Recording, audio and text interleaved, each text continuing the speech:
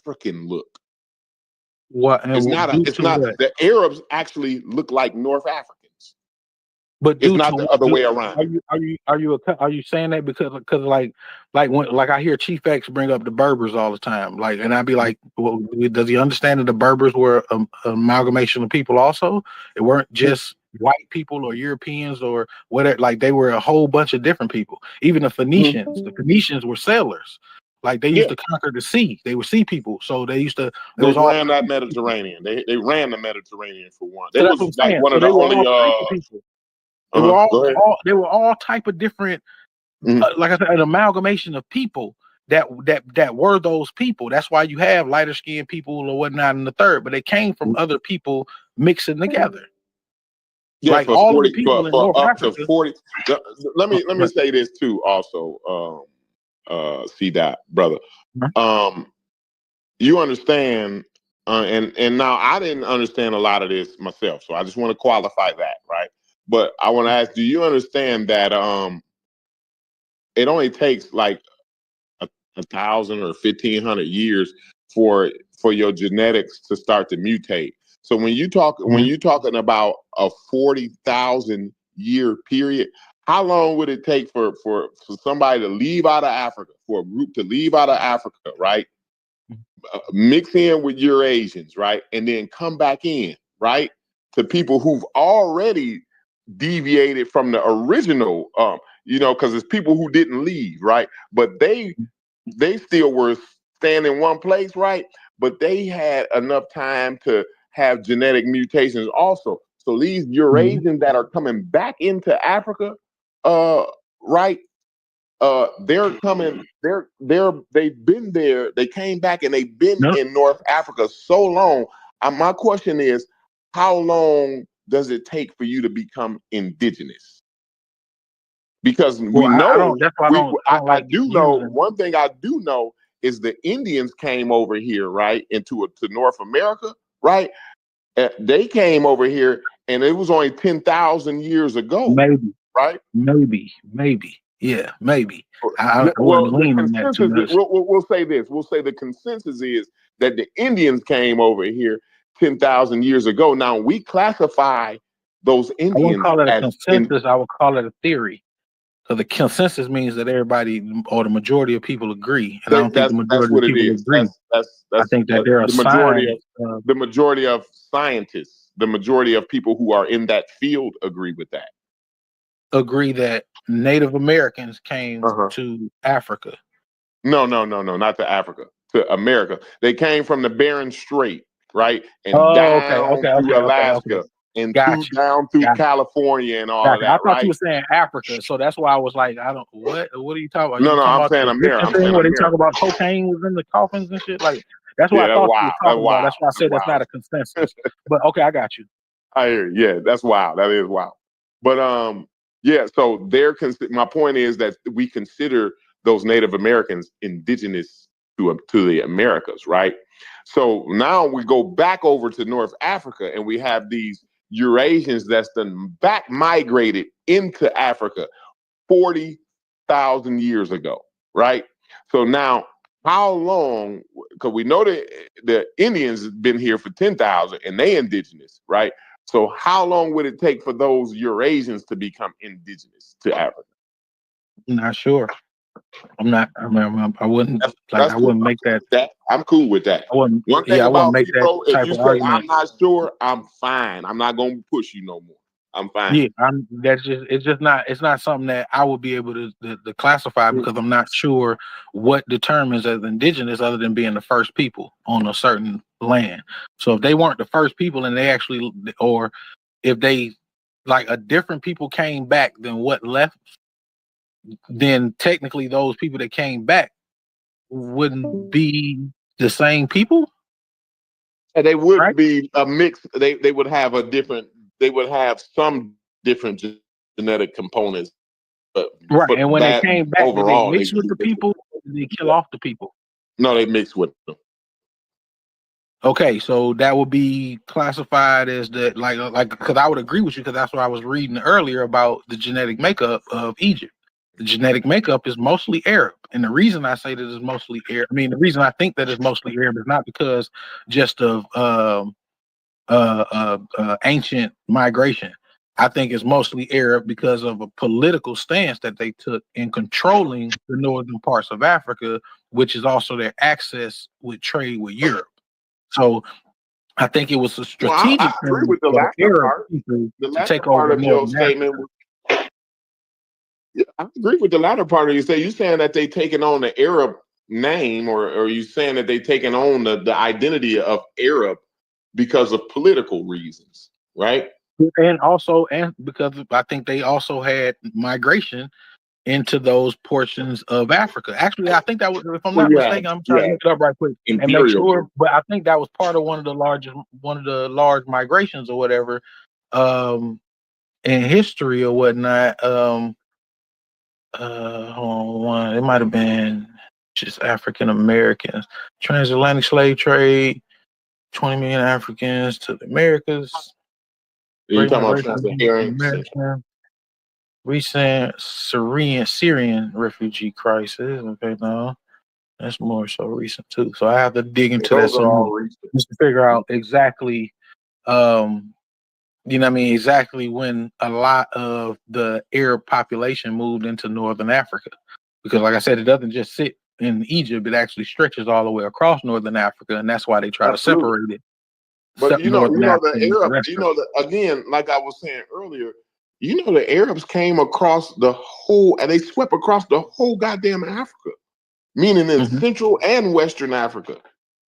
They swept across that whole thing.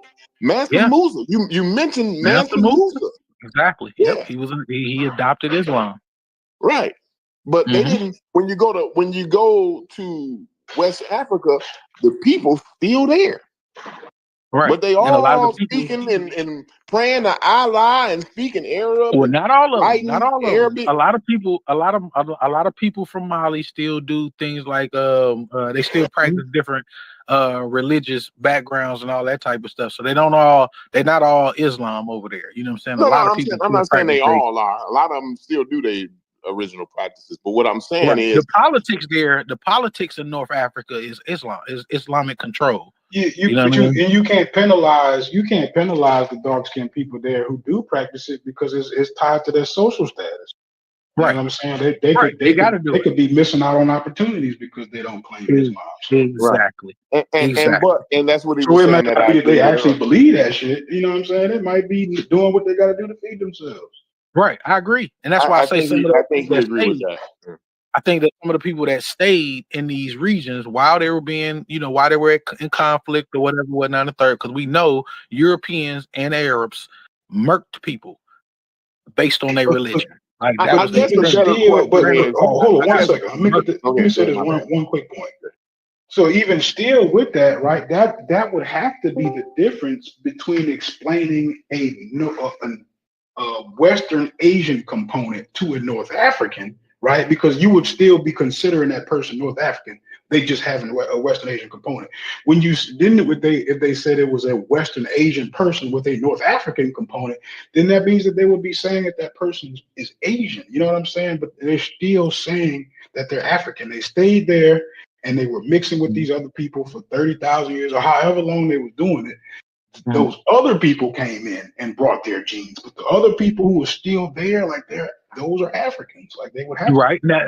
But we also have to take a look at how those people view themselves and why they decided to separate themselves from Black Africans. Like I said, it's a reason why. It's a political reason why they want to separate North Africa from South Africa. It's because of the fact that they don't want to be in the same reference when it comes to Black Africans. I don't think like those talking about politics Northeastern. I don't think those Northeastern Africans ever fucked with sub-Saharan Africans anyway before the Arab expansion. I don't think they never fucked with us.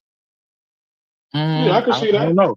Yeah, I, would, I, I see wouldn't that, but particularly. that would have to be a separate conversation from the population being displaced. And that would be a conversation that would needed to have some East Africans in the building in order to tell their history of what was going on. Because other than that, all we have is what we given from Europeans in order to study about those people. So I think that if we had a more of a connection to have the conversation, it'll be better.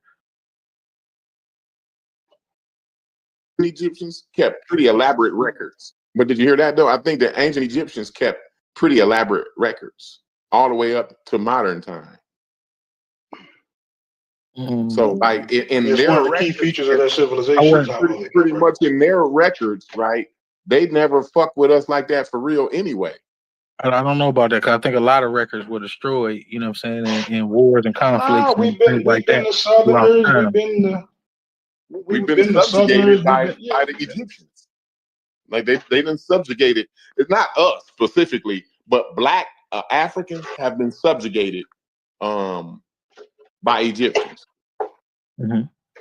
Yeah, sure. I mean, it depends on what Egyptians you're talking about. What I'm saying is from the old kingdom to the new kingdom, right? Till right now, all the way up to right now, right? At one point, Nubians was beating the dog shit out of Egypt. So like, that's another key. So you had Black Africans that were dominating shit at certain points in time. Like I said, it was always been Africa has never been one united continent of Black people. Even when you talk about the different Black tribes, we've always been at war with each other. So it's never been this unified moment that it needs to be in Africa. But if it was, I don't think Africa would have ever been conquered. Number one. But I think that it's always been infighting within the continent. So I think and that's always been my issue as a Pan-African. That's always been one of the things that, you know what I'm saying, I'm against is in the infighting in Africa. But that's not being an African then, if you're against that. Right? Because one thing about being African is when you on that continent, right? You're not African no more. See y'all doing this African thing, but you ain't African when you there on the continent. You what you are Ghanaian or whatever tribe you from, Asante and these other things. Because you just talked about Wodi Maya. No, you just talked about Wodi Maya. And I know people like Julius Malema, PLO Lumumba, King Soul, King Said So. Like it's a lot of different Africans who will disagree with you, who will say, yes, we do consider all of us Africans. And that we they try to find ways in order to unify the different tribes and different cultures of the continent. So that's why Wodi Maya. But that's why. But that's the thing. Wodi Maya is not in politics. That brother just, you know what I mean, he just promotes Africa. You're talking about this unification, all that's political stuff. You're not talking about the population, the migration. That's totally separate conversation. Yeah. Well, the reason that you can migrate, they certainly can't be talking about uniting Africa genetically. Because I brought up the subjugation. No, nobody who talks about. I'm stay out of it. Corey doing a good job. I'm gonna mute up. Go ahead, Corey. These are usually I'm like other opinions in there. What's going on, brother Reggie? Okay, fine. So these are the usual bad arguments. Oh my Lord! These are usual bad arguments for non-educated people on the subject. So when you apply the same arguments to Europeans and Asians, that falls short. So it only becomes an attack on African populations. So when we look at modern Africa versus ancient Africa, right? Well, and when we look at the slave trade from the Europeans' eyes, they classified us based on populations. So if so the population argument helps us even better. So yeah, populations fought against populations in both Europe, Asia, and these modern day continents. So those type of arguments fall short. So I wanted to just to step back and deal with the subject that I originally saw on YouTube, as to whether Arabs and Berbers enslaved their own people. Because again, I'm dealing with a non-educated his pop group. The fact of the matter is that Islam, when Islam came to the places called Arabia, those places, and then it came to North Africa, uh, the issue was if you were not a Muslim, you would be enslaved. And so the peoples did, when they became Islamized, they did enslave people that were not Muslims. So they did, in fact, enslave their own people, right? But they enslaved their own people not based on any racial. They enslaved their own people based on not being Muslims, and then not being a type of Muslims because there were many fights in North Africa and Arabia, right? Based on based on particular uh, kind of cultish groups, right? So, uh, so I just think that it's okay to come on and talk about these subjects, but if you don't have a clear analysis of history, you just you you hurt our intelligentsia, the intelligentsia of our people, right? You just hurt it because you are just ignorant, right? And then you're spreading this virus of ignorance to our people when a lot of these conversations is just if you had a historical analysis, you can make up better arguments, but you make us sound stupid as a people. Like just because you stupid doesn't mean that our people are stupid. And these all of these little micro arguments sometimes that we have is just silly. They don't make any point. They don't move anything further, right? At all. It's just not even barbershop talk. It's wino talk. Barbershop talk is more informed. It's wino talk, and you're supposed to be goddamn professionals in your field. And you hurt our people because you put in all these little arguments that are not how can I say that have no real grounds. So yes, Arabs is a people group in a geographical area. Did they enslave their own people? Yes, based on religion. So did the Berbers. Now, if you want to talk about the Garamati groups of people, right? That's in the earlier phase Logic mute. of that. So I'm just saying, y'all here on this got to do. You really got to do better. You're making um, silly arguments. I would have loved to be. I know that you pulled the earlier point on dealing with FBA.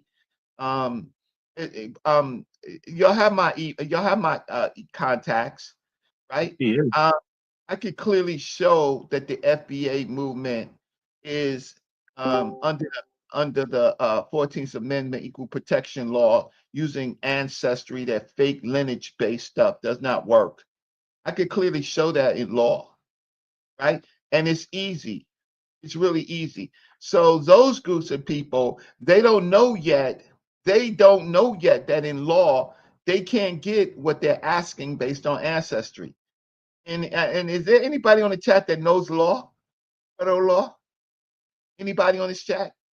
Because see, that's A the little problem. bit. Oh, who's this? I see that. I see that. Yeah, see Yes, that. sir. See that. So the equal protection laws is really simple, right? You can't make any racial or ancestry arguments, right? You just can't do that in equal protection law. And then if you try to do it, you have to do it with specificity, and then you find out that you really can't do it. And then the last reparations case, it failed because of ancestry arguments, right? And then there's the Adiran versus Pena case that simply, and it went to the Supreme Court that you can't use ancestry arguments in. So you can't get they can't get what they're asking for. And so what they're doing is costing cities and states and counties millions of dollars of litigation when they get attacked by equal protection conservative groups. And it is proven true that we have almost lost all things except for Asheville, because Asheville did it. They did it differently based on people that are harmed.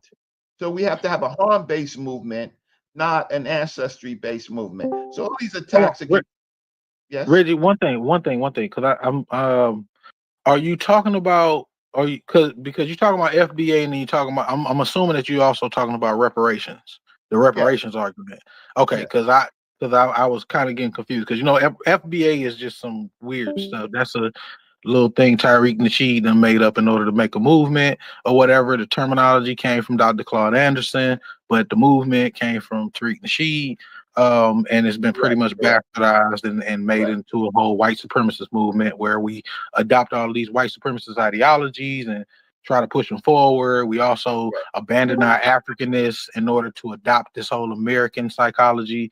And things like that. So it's I think that you had like we have arguments that have been made for reparations.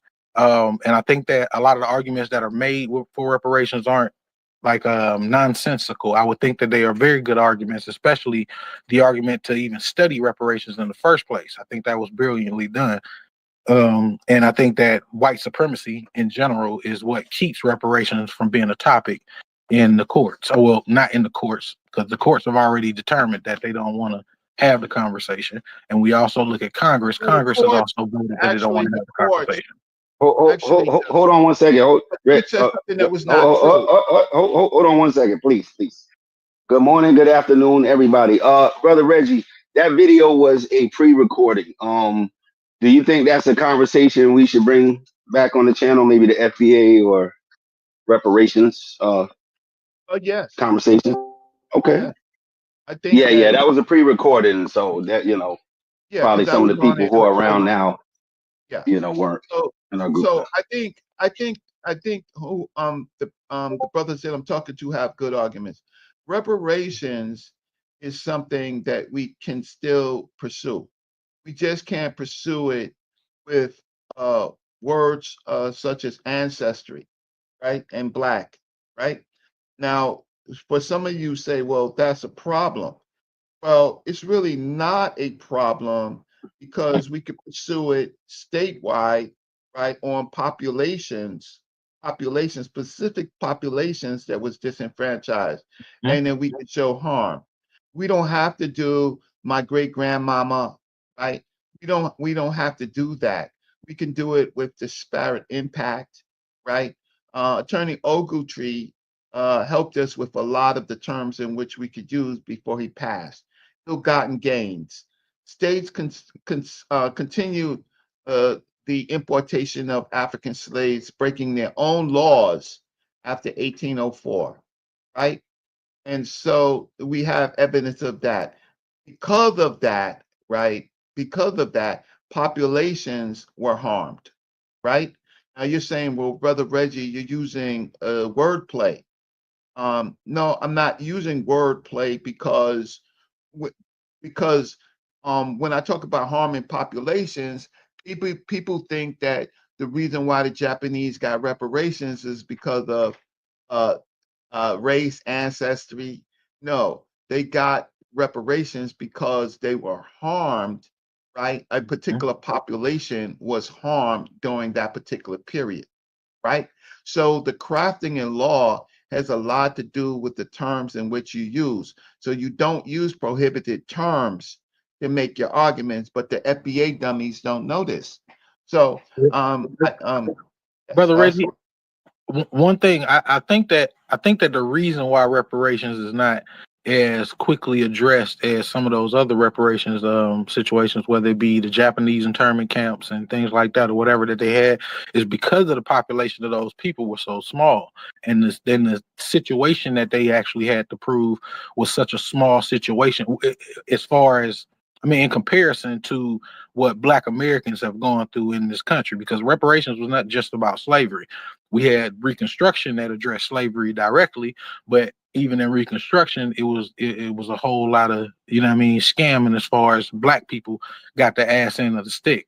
So I think that reparations more so that we talk about now should also incorporate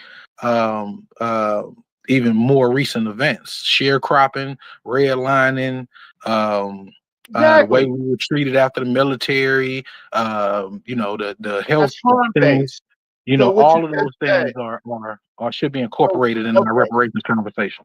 Go ahead. So I'm sorry. what you just said was the things that that I agree with you and that I said. Our movement for reparations has to be particularly harm-based reparations, not conclusionary labels such as ancestry. Just because you have ancestry doesn't mean that you were harmed. Some of your ancestors could have been the Black Christians that enslaved Africans for their farms, right? It has to be harm-based. Then you have to know the statutes of limitations. There are statutes of limitations that are not told: continuing violation doctrine, equitable tolling, and fraudulent concealment, right? Those murder, those type of things. How can I say, they don't meet the guidelines of being told, so that they can always still be on the table. But it has to be harm based. So it can't be, oh, my family or I came from Africa on the slave ship. Those can't be that directly, because then some of those things are told because of time. But based on population and class, you can make similar arguments based on harm, right? So in any time that you wanna, if you let me know, first of all, if you let me know, I would love for I don't know how you got the FBA guy on a channel in the earlier, but I would like to talk to I would like to talk to someone like that, right?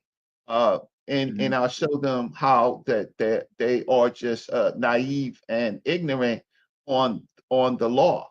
Any FBA person, right?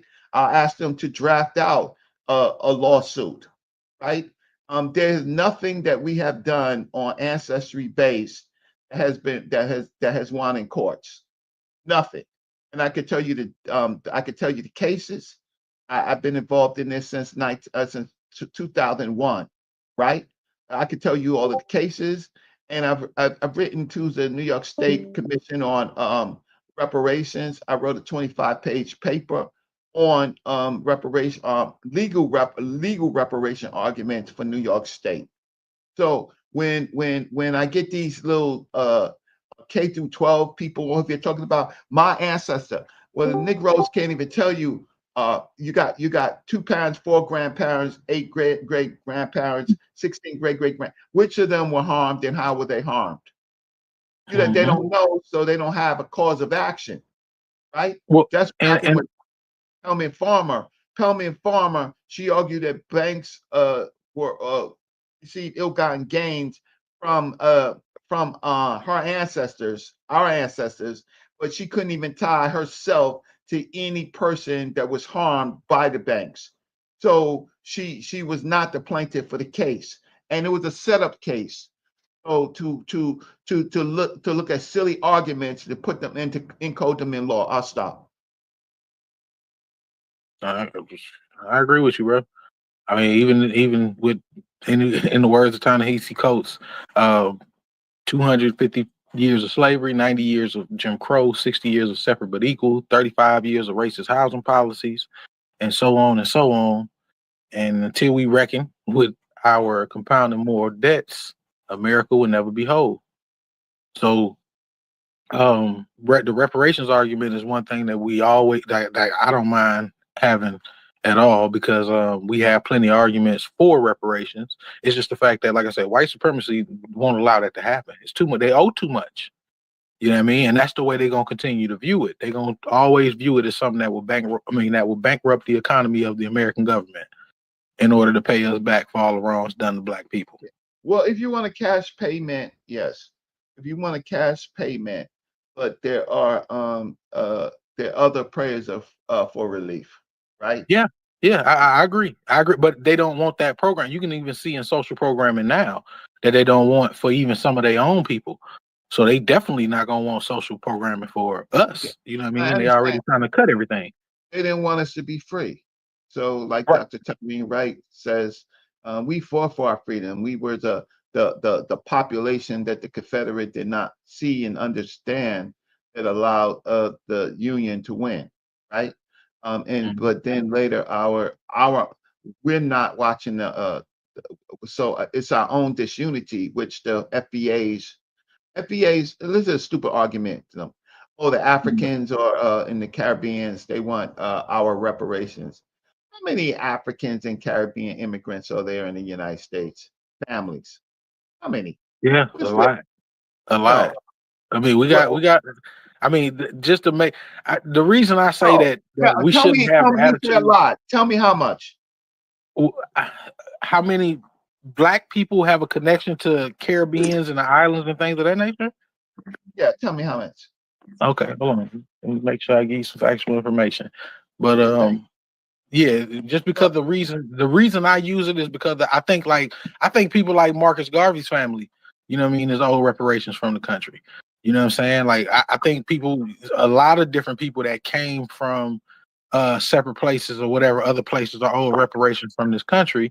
So I don't like to just take people out that might have a connection to other places outside of the United States of America, because a lot of them came here. When they came here, they had issues also, or some of the same issues that Right. black people was Let's already get dealing back with. to the points that I think that you are making that are strong. Okay, so then we have a mixed population. So those populations become Black Americans. For example, Malcolm X's family, right? Malcolm X family is one father from the South, mother from Grenada, right? So we have Mm-hmm. mixed populations. So those are now Black American populations, right? So we have a lot of mixing of groups of people, but they are also harmed in the United States. So we all become a population that is harmed, has nothing to do with ancestry. So we could talk about the harm of the populations rather than trying to do an ancestry only argument. But so the fact of the matter is today, how many African immigrants and Caribbean immigrants do they count in the census records? How many? Well, like according to World Population Review, the Jamaican population in the United States is around 2%. That's just the Jamaican population. So I will That's have to nothing. go And that's throughout. nothing. Right. So if you what you It's find it's out, around 1 million. It's a little over 1 million people. right. Okay. If you look at that, so the more important thing is to add them all up.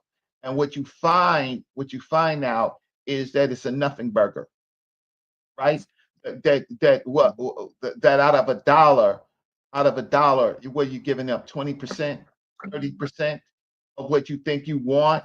And then, but then how many white people I watch mean, this? it's more like 8 or 10% or something like that. But go No, ahead. be quiet. How many white people have black? Be quiet, Corey. How I many was how agreeing many with you though, white Reggie. people? How many white people have black blood that can apply that can get reparations?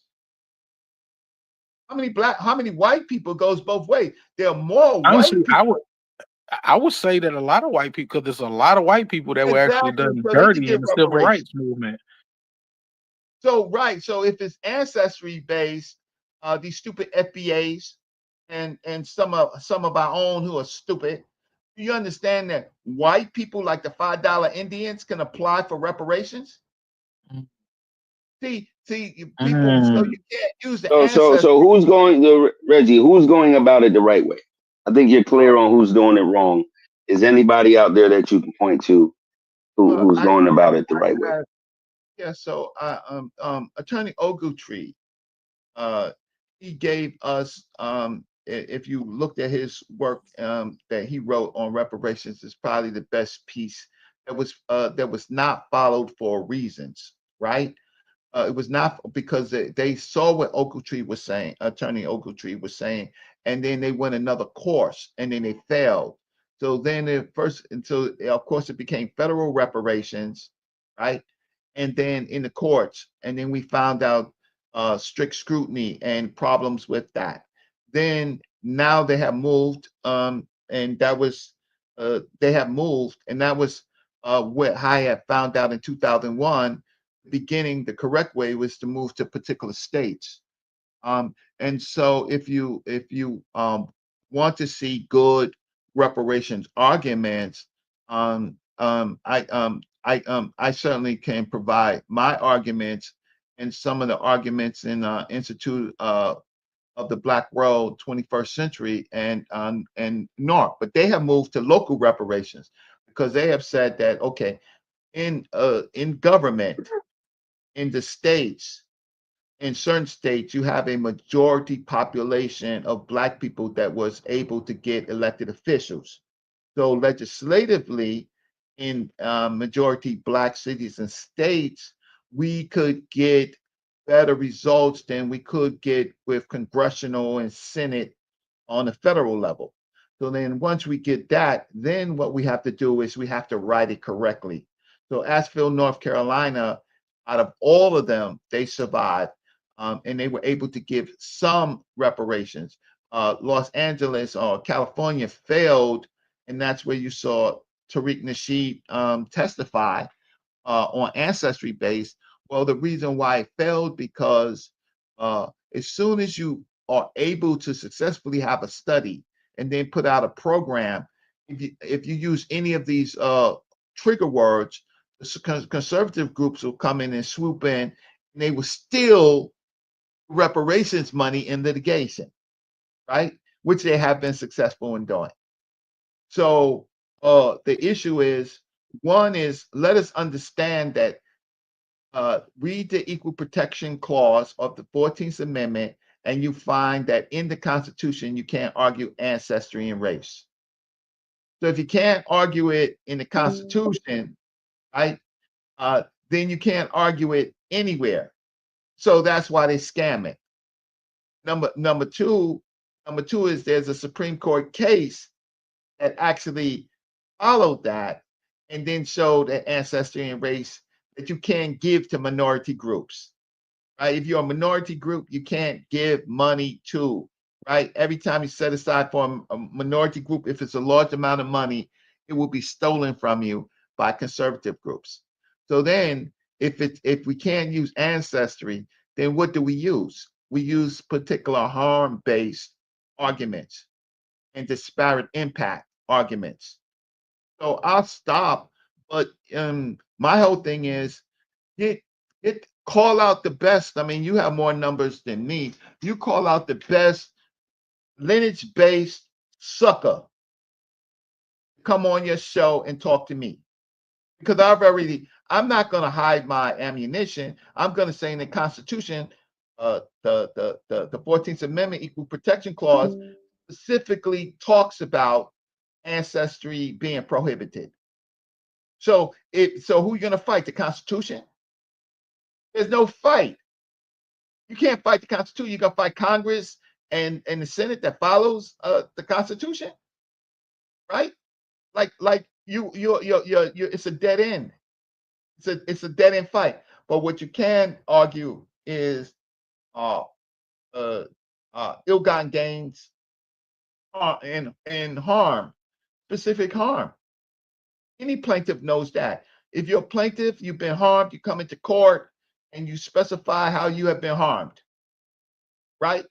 And then how we specify that is what my good brother said: redlining, right? Health disparities, job disparities, right? We argue a slew of harms that are specific to us and not to the other populations. And those and do us a favor and drop that information in the chat. You said from a lawyer, who has some I guess legal work. You say you had some work. Definitely drop that in the chat for us. Gotcha. I think like I said initially, I think the sister that I rocked with a lot was Yvette Cornell initially.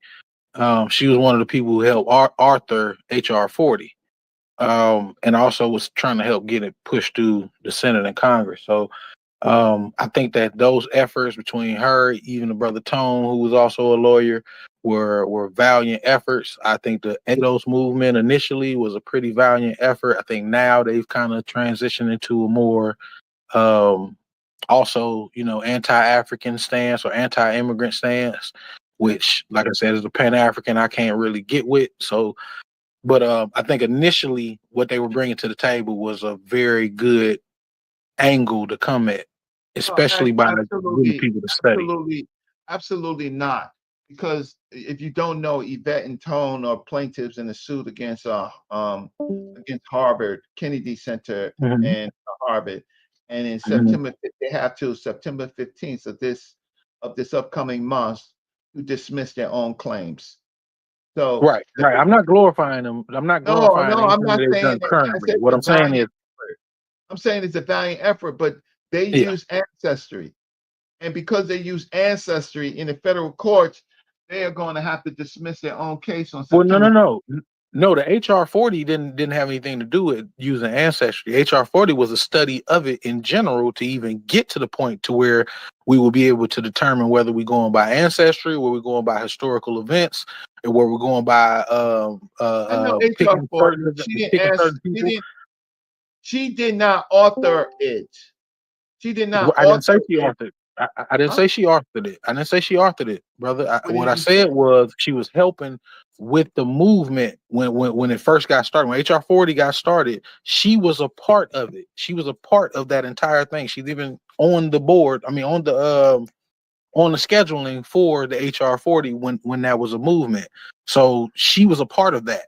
Like I said, I'm not talking about the ADOS movement. Beyond that, as far as the political side of it, she was enhanced in that situation when it came to HR 40 and studying the effects of reparation. So that was the first step. That was supposed to be the first step to the introduction to studying reparations for Black Americans. That got shot down. And then after that point, they started doing their own little separate thing or whatever. Yvette Cornett, like I said, I respected her at one point. Right now, I Yeah. don't have a whole lot of respect for the way that she's moving and the fact that she's making everything. She has adopted this anti-African stance. So that's just a personal effect for me that I can't get with because I don't necessarily agree with it. Okay, so you just to I understand that HR 40 was created roughly in about 1989 by Conyers. In the later kind of reinsertion of HR 40, Yvette Cornell and them probably got involved in it. But the problem is that the American descendants of slavery is an ancestral argument, and so so that just makes my point. What they did was they made it even harder to study would not go through because it's not harm based, it's ancestral. And I tried to make that point. What she did was she muddied the waters. People like her because and so now they put in their own suit, right? And that's scheduled to be dismissed in September this year. So her legal thought thinking failed. Her legal thinking simply failed. That's uh, that's my major point of it. So she tested it. Her and Tone tested it in law, right? And well, they didn't test all of it, but they tested the fact of the matter is that American descendants of African descendants of American descendants of slavery is something they're asking Congress, they're asking the government to do something that they can't do with an argument that has already failed. So so listen, I come on this board because I think some of you are smart and some of you are not so smart. But the smart people, at least you have arguments that people are really interested in, and the not so ones just keep it talking points. It's usually very easily dismantled if people like myself is able to talk. So what we do have as a legacy of slavery, we do have ongoing effects of systemic discrimination against the population. Those are the things that we should argue, and its ways in which it's particular words that we can use for those arguments. So I'll stop and I'll listen. Thank you. Oh, appreciate you, bro, Reggie. Corey, you want to add anything to that? I think Chef is our resident FBA. I'm not sure if anyone else wants to engage with Brother Reggie, put out an open Chef, challenge. get in there, man. You fighting for FBA? Get in there. Oh, where's Chef Yeah, at? Chef Oh, Chef FBA. probably Get your busy. ass in there, Chef, or drop your damn flag, my nigga. Right. That American flag. Drop your American flag. Yeah, I don't. I Yeah, think drop your goddamn American flag, Chef. Get your ass in there. Yeah, he ran his ass up out. Yeah, man. I don't have nothing good to say about FBA right now, man. I'm sorry. Like I love the concept when it was first created and everything. I hate the way that it's been bastardized by Tariq Nasheed and like abos and everybody else who trying to take it in order to try to run with this whole Americanism thing. Like we need to adopt loving America and everything about America is black and we was here first and all this. It's like, come on, bro. Like why y'all trying so hard to push away Africa and our African ancestry in order to try to adopt American ancestry? It just doesn't even if matter. they I mean, it did, doesn't make sense to me. even if they did continue to attack Africans and Caribbeans, which is only a population of 6 million or 6.5 million at best, 7 million, right? That's still a nothing burger when they don't attack the Latino population, which is 65 million, right? And there's good reason for that because keep attacking the 65 million Latino populations who have a very, very, very violent group with them, they would disappear. So it's easy to attack Haitians and African immigrants, particularly African immigrants who pretty much are docile. They don't do anything. They're docile, right? For the most part. But start talking about Big Hefe.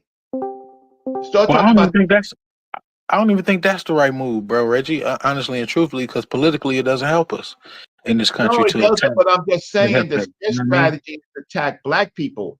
Their strategy is not to attack. When they say, "Oh, the immigrants," they tread lightly on the Latino immigrants I because don't know, man. That whole mic drop thing was about Latinos and hip hop. Well, I I don't think they think that it attacked should be. Latinos That's too. what I'm saying. I don't think it should be a fight between blacks and Latinos right now. I think blacks and Latinos need to be getting together and understanding that the white supremacists are the ones who are turning our people into zombies. This ain't a black and Latino thing. Like we should be against each other or butting heads. I Actually, agree. we kind of in similar because we kind of in similar situations when it comes to the white supremacist agenda. Like, so it don't make sense for us to start fighting against each other when when the majority is the one fighting against both of us. Well, You know what I mean? Like, but what I'm saying is that when they deal with the Latino populations, they deal softly with them. They deal softly with There them. was a They whole really documentary done to go against what they were saying, their claims. say that again. I don't know. Now as a Black American, I'm not denying my African ancestry. I have no issues with any African people personally, but I do think as Americans, we do have a right to hold our ground. Like I dated this Caribbean woman who was living with me and had the nerve to tell me that I have no culture. Okay. So these are texts that Black Americans receive. And are we not supposed to say anything? Are we supposed to say, no, the white man is filling your head with that? no, No, but is you're our right. culture? But I mean, that's a non-issue. That's the woman that you dated. So I got that. That doesn't move the needle. What I'm trying to say is that, and when you dated her, you probably expected that, right? But you No, I dated her didn't. for different reasons. But, You did. but also think about our culture here. Is our culture not directly connected to white American culture? Like when we talk about the things that we consider our culture, okay? Because like I hear people even the negative parts when they talk about gangs. Like that's not Black culture. We didn't create that. We adopted So what are that. tribes? What are tribes? Well, I mean, I What are think tribes? Tribes are What are not tribes? gangs. So how tribes are not Tribes are gangs? not gangs. No, they're tribes. They're actually people made of cultures. We did not start like our tribes were not out to just bang against other tribes. Like that was not their purpose. Like that happened based on Literally what we do. circumstance. When we talk about gangs in America started with European whites. The first gangs were European white gangs. The gangs, even the things that we like to adopt when it comes to gangsterism, we look at ourselves as Capones and Lucianos and all of this. All of that is European culture that we adopted and took in and decided, No, oh, we can man. make this flyer. That is a part of it. That's a part of it, but that's not it. Like we're not gonna have like tribes. That's a vast part of it. The gangs in LA were created. The gangs in LA were created in order to defend against the white gangs in LA. We misuse the English language. Gangs have something to do largely, gangs in one sense could be just groups of people in things like labor, right? Organized for labor.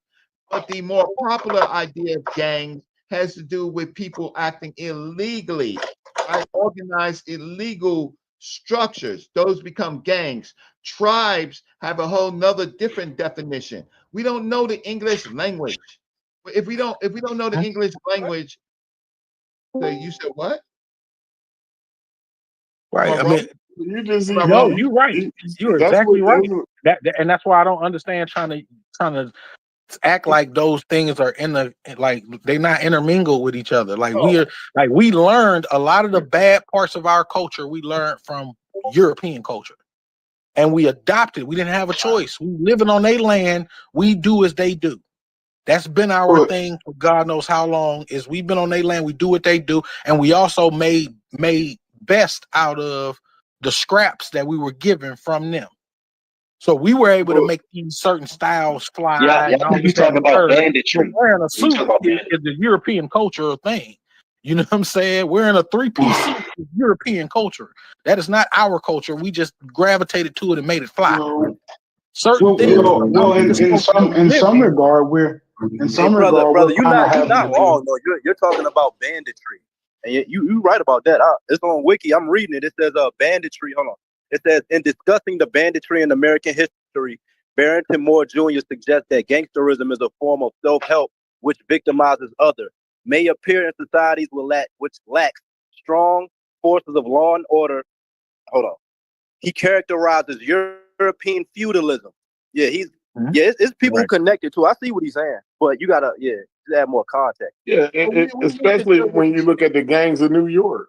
You know what I'm saying? Exactly, which is loosely based on historical events. Not saying that everything in there was perfectly on point, but it was loosely based on historical events. That's what Europeans do.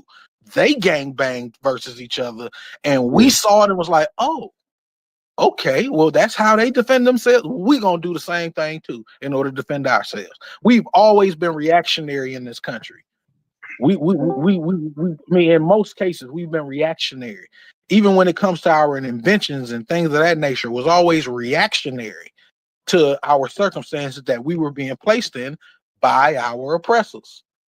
So we adopted a lot of the things. The way that we think right now is an adoption of the way that they think. Even though we got our own little nuances to it, ways that we tweaked it in order to make it ours or feel like it's ours, it came from them.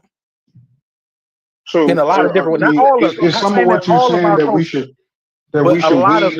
we should wean more of that out of our regular way of interacting with each other? No, that it's a when it comes to we lost our point, right?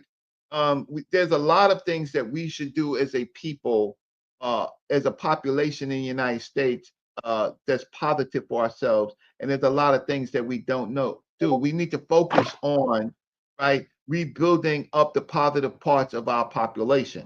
That's what we need to focus on. Everything else is a real distraction, right? than to what we need. What we want to do is we want to throw rocks at everybody else, but we are empowered to fix our own problems, right? And identify. We have choices. We have choices to use drugs and not use drugs, right? To party away our money or not party away our money. To put money into our children's education or not, right? Almost. We have choices. The question is it's always to throw rocks at someone else as if they're taking something from us. But what are they taking from us? They're saying that they're going to take reparations from us. So reparations is not a handout.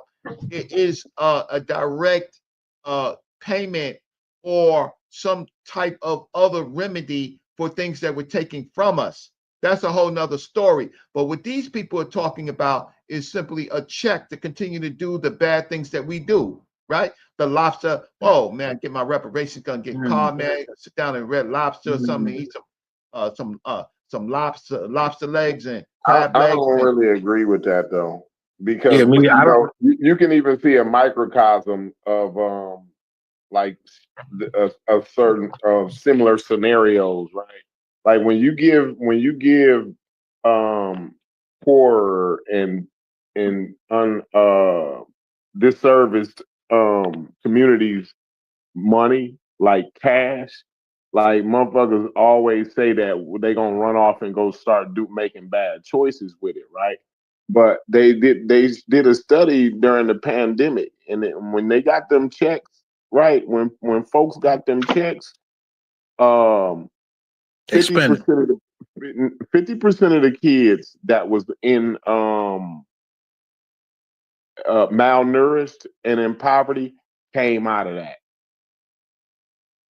So when you give folks they money, that paper, you see what I'm saying? All right, They know what to do with that. They gonna make good choices because the overwhelming majority of black folks got sent. Okay, so We let me just was dealt with a Yes, be under the realm of food, clothing, and shelter. I hate when people say Okay, check, let me we gonna go run off and buy a Cadillac. That's but just let me wild. just dismantle you. It's both We don't sides, have though, a Corey. It's plan. two sides. That's We kind of don't have wild a to me. plan. We don't have a plan for our money. Do you understand that the monies that we receive then or tax, ultimately all the money that we get go right back to white people. You give black folks some money, they gonna have a plan. It goes right back to it goes right Ain't back nobody to trying to the make no black plans That's and what they ain't got no money. Booker T. Washington was alluding to, that you ultimately do have to have a plan in regard. I see what you're saying, though, Corey. But Corey, that's where your perspective on blue collar. Ain't nobody trying to. Ain't nobody dreaming. No, nobody want to be dreaming. I got you, but Corey, your perspective on the blue collar work. Ain't got the paper. Hey, Corey, you're not on the wrong show with me.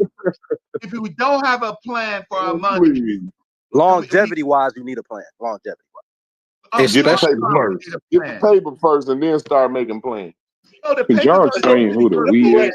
You're right, though, Corey. The temporary fix and address food, clothing, and shelter. I agree with that. But when you talk about again, longevity and progression as far as industry or whatever, you gotta have a plan. That's why I be reading a lot of Booker T, because he understood that way back when. Absolutely. He was quiet about all this reparations. Black people ain't a monolith, so how you gonna make a plan? Everybody I agree with that. Look, I agree with that too. Well, that's the problem. There's the problem right there, that black people are not a monolith. Black people don't know how to work together. Yet all of these white folks, these Europeans, have a union. When it comes to black people, even in this country, we need to find our way to have a union instead of always wanting to separate and be, oh no, I want to be independent thinkers and all this other goofy shit. No, we need to actually have some type of way that we unify and learn how to work together in order to move or progress ourselves forward if we're going to stay in this country. Like I said, I'm a Pan-African. I don't necessarily fully agree with repatriation, but I am a person, I am a African American who is working on having the ability to repatriate my entire family. So and the reason I want to do that is because I want to be able to inspire and build and motivate other black people who look like me in order to create societies for people who look like me, that's ran by people who look like me, so I can hold people who look like me more accountable instead of having to turn to what we're dealing with here, being a minority in this country, it being ran by Europeans. Everything about it, even the law says that you have to include the Europeans. So therefore, we don't really have anything to stand on as far as separating ourselves from the same oppressors that kept us in a position for all this time. Instead, I'm a little older. Let me I got you, bro, Reggie. No, I mean, so in you are, and 1986, I went to Africa with Dr. John Henry Clark. 1986, I went to Africa with Dr. Leonard Jeffries and Dr. John Henry Clark on a study tour, right? That was 1986. This is 2025. So this is damn near 35, 37 years later, right? Let me tell you something. The problem is, even if we go to Africa without a plan, right, we're going to fail. We failed in Liberia, right? And that was a better plan in Liberia. But locally, what it is that we become just tourists. And then we don't have any representation in any of those governments.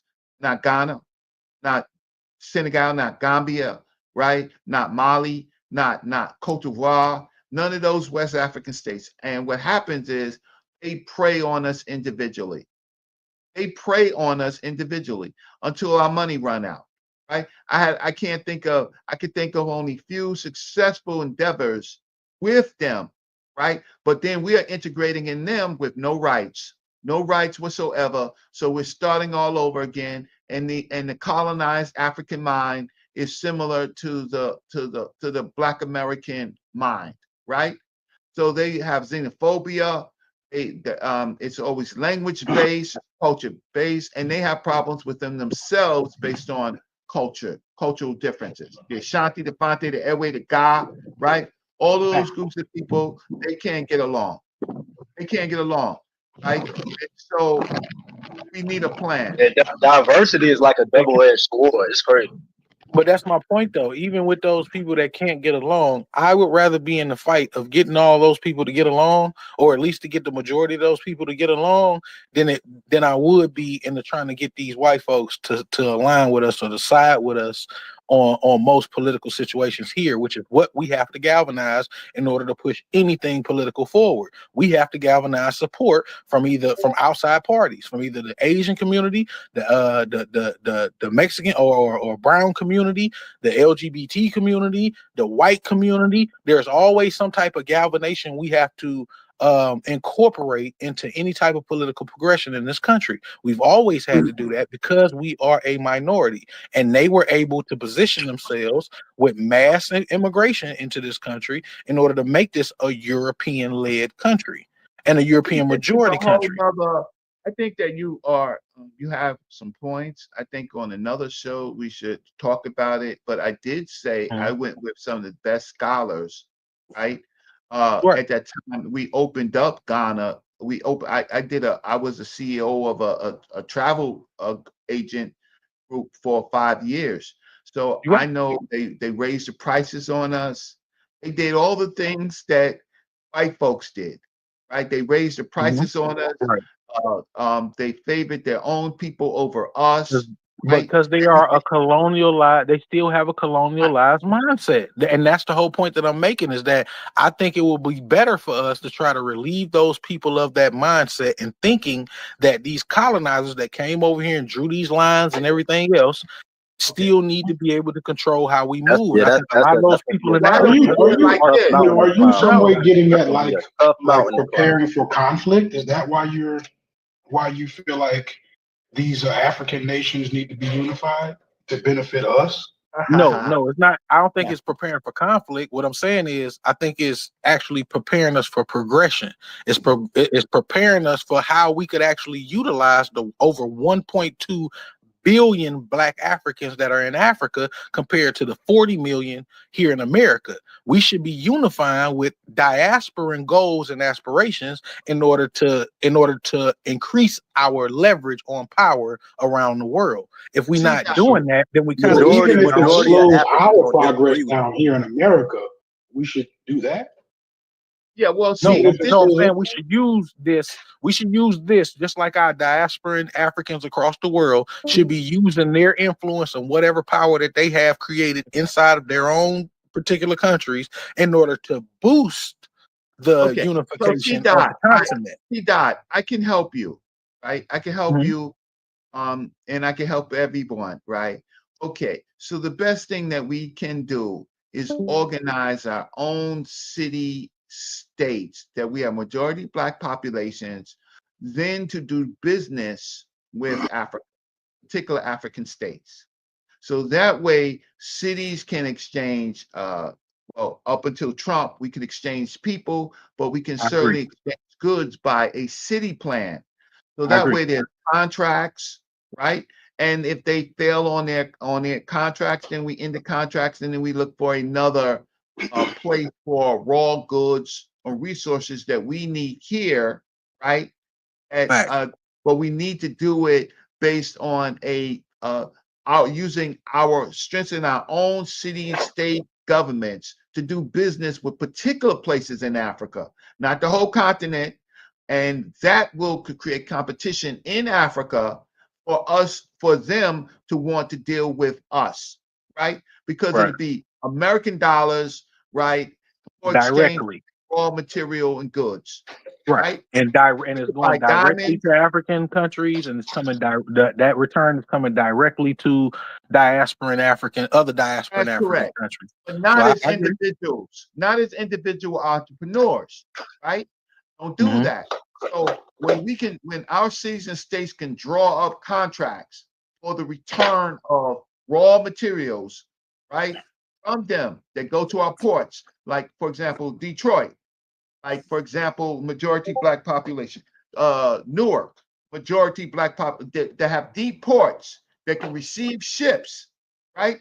We can do all type of exchanges, and it's based on a city and the state can't. The federal government can't say to a city and state, because this is the United States. Remember, it can't say that a particular state can't benefit from resources because they made the deal, right?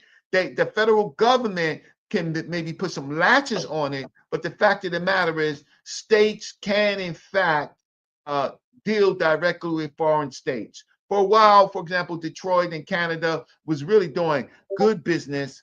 Yes, the federal government stepped in, and then but the other cities and states, they didn't help Detroit, right? Because they could have partnered with Detroit for goods and services from Canada, right? And other places but what we didn't do, we did not, other states did not help them, right? So we need a consolidation of, I'll stop for now. I think that you understand what I'm No, saying. I get exactly what you're saying, because I think that we need to formulate ways to work with places like Ghana, who can give us, we can get corn and plantain. I mean, I'm just speaking on foods, but yams, plantains, all of these type of different things that we could be, cocoa, there's another huge thing that we could be, rocking with as far as that goes. Burkina Faso has tomatoes. They grow their own tomatoes. They got this big tomato production thing.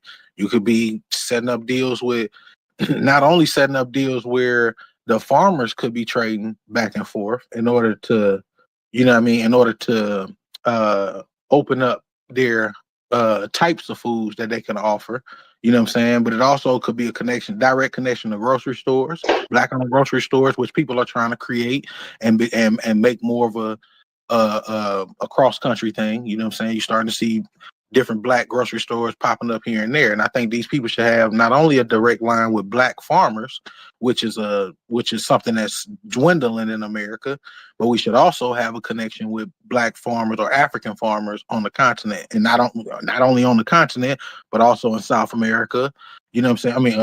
South America, Mexico,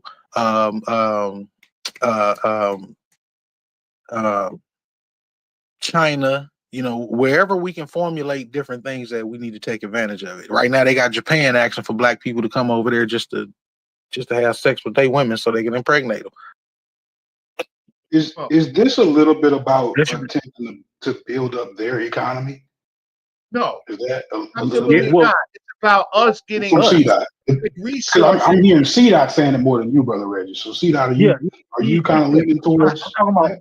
I'm talking about us. I'm talking about us in general. I'm talking about benefiting, how we could benefit black people, and black people could also benefit us in the same sense all around the world. Like, right. creating ideas to where we can work together in order to formulate business structures that also work in other places. Because, like I said, I don't necessarily. I'm under the Pan-African ideology, which is a lot of it. A lot of the ideology, or a lot of the people who push the ideology, have a strong belief in socialist programs or socialist ideas, or socialistic ideas, I should say. So I understand that the majority of the world is not a socialistic idea. Majority of the world don't want to work like that. There's capitalism all over, and people want to stick to capitalism. So we have to learn how to incorporate both. We have to learn how to live as socialists amongst each other, but we also have to take advantage of the capitalist situation in order to, like taking advantage of other people. You know what I'm saying? Like, they're taking advantage of us and our hard work. We need to be the ones that learn how to take advantage of them and their hard work and make that benefit us. So, like that, I'm using the ideas that they use in order to control the world back on them, in a sense. And we could do it by organization, which is our city and county, city, and state governments. They can do business with foreign country for the benefit of their populations. That's the American dream. You can go places where the European cannot go, right? And make deals that the Europeans can't do for legitimate reasons, but we have to do it through our government structure with contracts. We can't do it as individuals. I have Pan-Africanist ideas, right? I went to school, that's what I learned. But I was a black nationalist, right? But now I'm moving more to being Pan-Black America, right? Oh no, don't do that. Don't do that, Reggie. Please don't do that. Please don't do that. Please don't do that. Why not? If it's practical, why be against it before you even heard what he means? No, because I've been hearing that terminology being used by some of the most ignorant people that I've ever talked to in my life about black people. Yeah, I know. That's why. Let's be real. A lot of these ideas are struggling with practicality. Let's just be completely honest with it. Let me explain the origin let me explain the origin of Pan-Black American. The origin of it was Dr. John Henry Clark and El Hajj Malik El Shabazz, the man you know as Malcolm X, with the Organization of Afro-American Unity. Right. That was the beginning of Pan-Black ideology. Right? Not saying that we are a nation among each other. They kind of looked at that and they crafted this thing called the Organization of Afro-American Unity. And this was before it was one black mayor of a city, right? Malcolm X died before there was one black mayor of it. So Pan-Black America means organizing our counties, cities, and states for the benefit of our people. So right, but brother Reggie, the only thing, like one of the main things I have an issue with that is because although as much as I love Dr. Claude Anderson, and I really admire his opinion on many situations. I said Dr. Clark. I didn't say no Claude Anderson. Dr. Clark. Okay. I have nothing to do with Claude, with Dr. Claude Anderson. All right, he's a okay. My bad. His paranomics, it failed in the. He thought that all black people like fish. So okay, my bad. I misheard you then. My bad as far as that goes. But I do feel like that the terminology does a lot in order to cause confusion. So I would rather, even as a younger brother, you know what I'm saying? I'm only 40, 42, 43, somewhere around there. But I'm a younger generation, but at the same time I would rather carry on that ideology of Pan-Africanism, because I think it stretches more so than trying to reduce it to America. And I think too many people are gravitating to. Why is what you're saying more like? Why is what you're saying a better route than what Reggie is saying? Reggie's saying I'm not. domestic politics, and you're saying global politics. Like I'm No, trying to. I don't understand that. We're talking about ideology. I'm not talking about politics right now because I understand the difference between the global politics and the local politics. What I'm talking about is the terminology that gets swayed and confused. The reason I thought he was talking about Claude Anderson is because Claude Anderson brought up the whole FBA terminology first off. It was, foundational Black Americans, and it leaves out the connection of Africa. And I think that if we call this Pan American or Pan American ideology or Pan Black American ideology, I think that also leaves out that Pan Africanism that doesn't need to be. I just think that you have to have strategies. You have strategies within strategies, but you have to start strategizing or organizing your base. So our base is not Africa. Our base is Black America, right? Or African or African American base, right? Or. So I use Black because Black unifies all Black people. There we go. I don't. My bad. I ain't hear So, nothing that just was said. I'm sorry, I don't mean to cut nobody off, but I ain't hear nothing because I know I was talking and it probably just cut off because my phone went to sleep. No, but it's fine. No, but okay. I was talking after you was talking, and so the reason why I use Black American, right? A Pan Black American is because we have to deal with our own problems. And our own problems have to do with housing and economic disparities and Black on Black crime and all those things that are happening, poor education, misallocation of resources, right? We have to deal with that to be strong to deal with anybody, right? And so we have to have strategies within strategies, but we have to focus on our strongest base, which is our own people. I don't disagree with you. Maybe that's a longer term strategy, but we are confusing ourselves if we take a long-term strategy and then we don't fix the problems within our own unity within Black America. So the Organization of Afro-American Unity that Malcolm X and Dr. John Henry Clark wrote, right, was basis of my thinking, right? And then, of course, it broadens out to teaching Africa how they should deal with us, right? Like we're going to dictate to them. We're dictating to them how they're going to deal with us. How you're going to govern yourselves when it comes to us. How you're going to cut down the xenophobia, right? How you're going to honor the contracts, right? But don't you think? Don't you think that being like, because I think that the thing, the cutoff between immigrants and coming here and us is, I think, the fact that we're not as inviting to immigrants once they get in here, so they automatically get that European thought process that's pumped into them. You know what I'm saying? Don't let them Black Americans. That's why I went to Africa.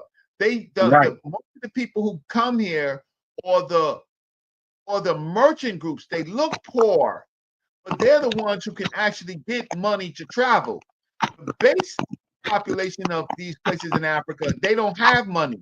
So the people who come here are already the people who have traded with the Europeans. They might have went to Germany, they might have went to England, they might have went to Arab countries, right?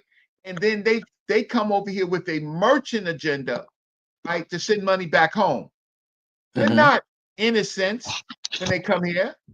These are the elite of Africa. Elite of Africa, we call immigrants, but they're actually the elite of Africa. So that's my point. So wouldn't it make more sense for us to be more invitive to those people because of the fact that could be our connections? What they do, you said that. Well, that's what I'm saying. You're saying that they're the elitist part. So we should maybe try to get our elitist part, our parts that have the money and all of that other stuff, in order to link up with those guys, so that way they can start this business relationship. We can hire them. If they want to work for us, that's fine. They can hire. We can hire them here. Our main agenda is for our cities and our states to have viable contracts with Africa. Now, if they want to work for us, fine. But as individuals, why are we saying for us though? That's what I'm saying, bro. Like we got to get. It is about building their economy. See. Well, it's about building all of our economies. It's not just about building one side. Ours first. Nah, it's not ours first, bro. It's not how it that's works. What I was trying, that's what I was trying to hash out earlier. Honestly. Okay, got you. Let me get this idea out right quick, okay? Because I'm looking at how power was formulated here. Like I said, at one point in time in this country, we outnumbered. The slaves outnumbered the white folks, the Europeans. They got strategic, and they also had. That's where part of the 3/5 compromise and all of that craziness comes from.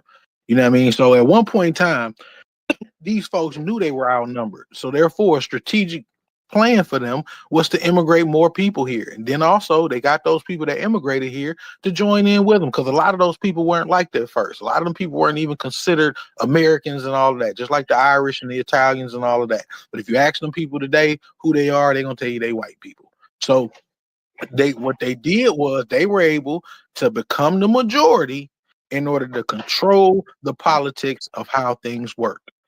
So one thing that we always need is support.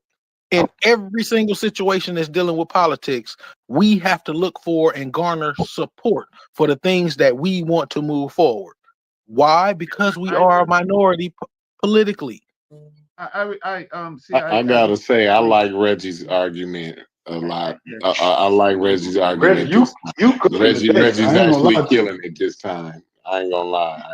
I make sure I give you your props when I can, Reggie. Yeah. Right now, you killing it. Right. I'm not gonna lie. I just came into this conversation, so I haven't heard all of it. But what Reggie said is making a whole lot of goddamn sense to me right now. I just want to say that. Hold on a second, right? So the part that you haven't been clear on, C-Dot, right, is I asked you what's the benefit to us to building their economy, right? And you said it wasn't about conflict, and so I'm gonna leave that part alone. So because it sounds like you know what, like for their economy to be a part of your plan, it sounds like you're building a big brother. So like what are you thinking when you're saying, you know, I don't know how that build their economy? I don't understand how that's what you got from what I'm saying. Like I'm literally talking about how black people can work together, and then I start talking about population, because based on population, politically, we need support in order to get anything to move forward in this country. We have to have support from other people. Right. So what kind of support could Africa give us? No, what I'm saying is the reason why is because of that change in population. Now, if I agree with the minority. Wait. I'm trying to go deeper. I'm trying to go deeper. If you just listen to me, I'm trying to get a little deeper for you. So instead of us having this attitude with these people or whatever, or immigrants coming into the country, my stance is that we should actually support more of them coming in.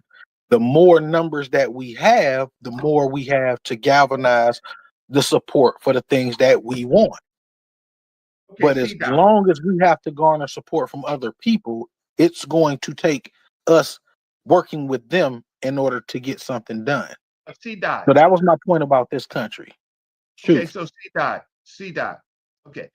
All right. So we have to think organizationally. You're thinking how can I say you're thinking idealistic. Okay, I'm not thinking idealistic. Right? I don't. What part of that was idealistic to you? Idealistic. You could do all that without conflict. Right. Idealistic is you're assuming they bring more of them in here, and they will work with us. Your thing is that the population of immigrants that are here will help us, right? Organizationally, I feel I'm not that I feel. I think that I think evidence shows that first, when Booker T. Washington came about, we didn't need anybody. We were self-reliant. We didn't need anybody. We quietly build. built more institutions during the time of Booker T. Washington in any time period that helped us become self-reliant. Right? Was Booker T. Washington around in 1921?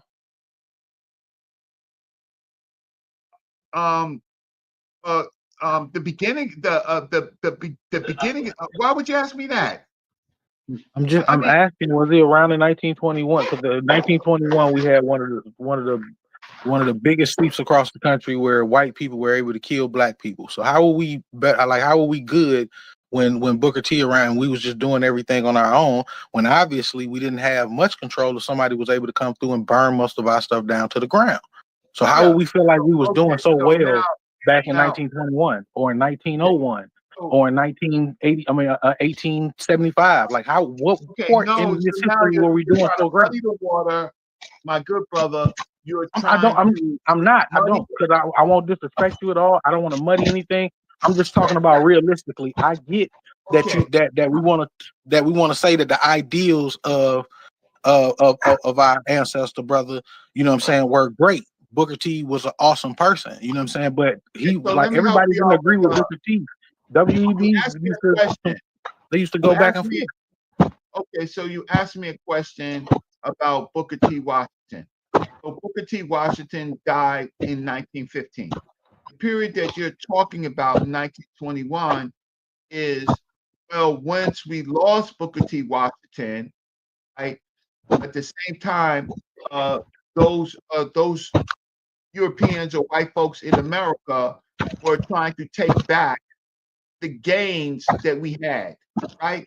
So they began attacking structures that was built, had the foundations earlier during the Booker T. Washington period, right? And we were successful. That's why we were successful. And then those white radical groups of people came to take it back, right? Like Black Wall Street, or if we want to call it Black Wall Street, right? Right. So they came back to take our gains, right? So the fact of the matter is, Booker T. Washington had much more of a movement. He wasn't just Tuskegee. He had a printing press, right? So then in so the white folks are watching, look at these black folks get money, right? That's our money. So after that period, we lost some organizational steam. But we were dependent, but brother Reggie, we have to, we were still dependent on our support from white folks even then. Even Booker T. Washington depended on support from the Rockefellers. Like W.E.B. Du Bois depended on support from the Rockefellers. They put them through school.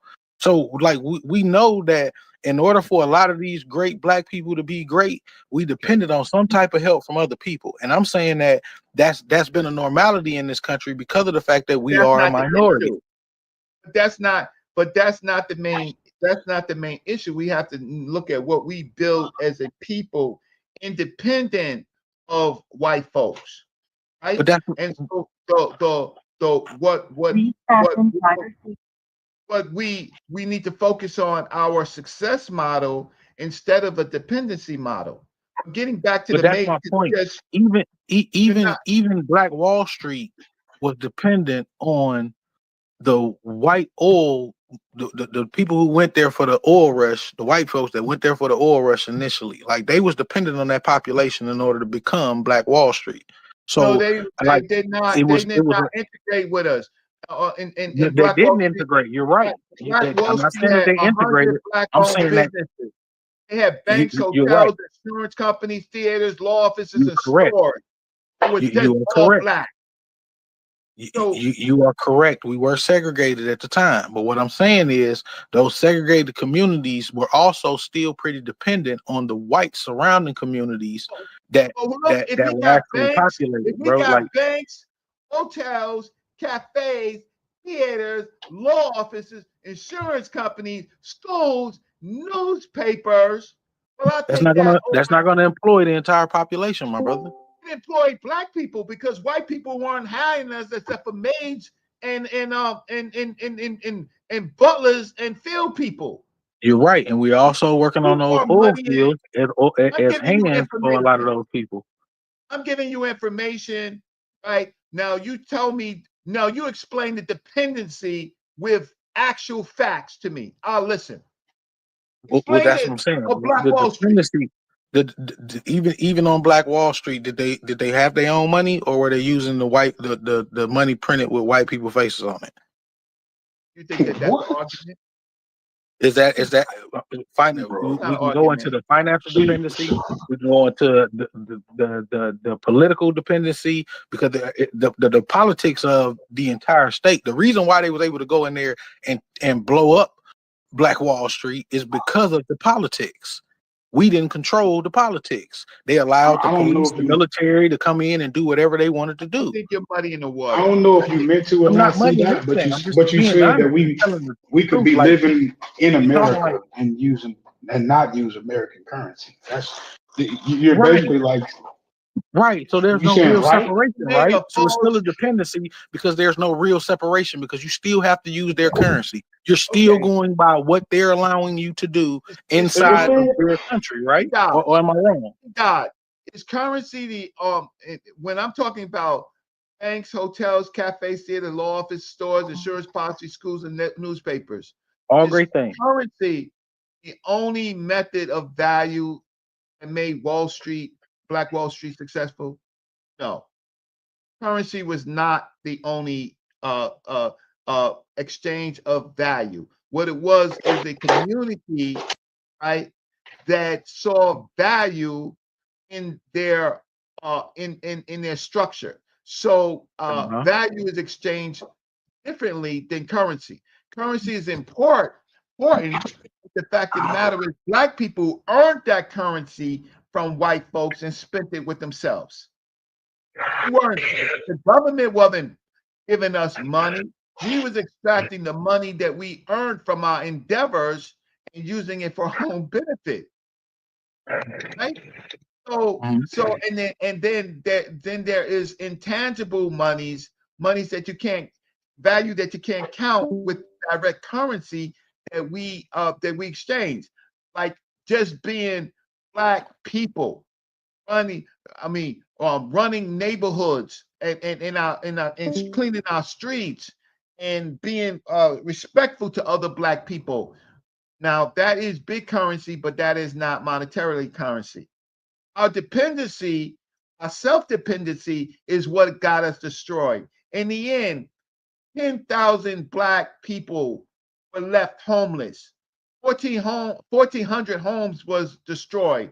They sent us back to the Stone Ages, right?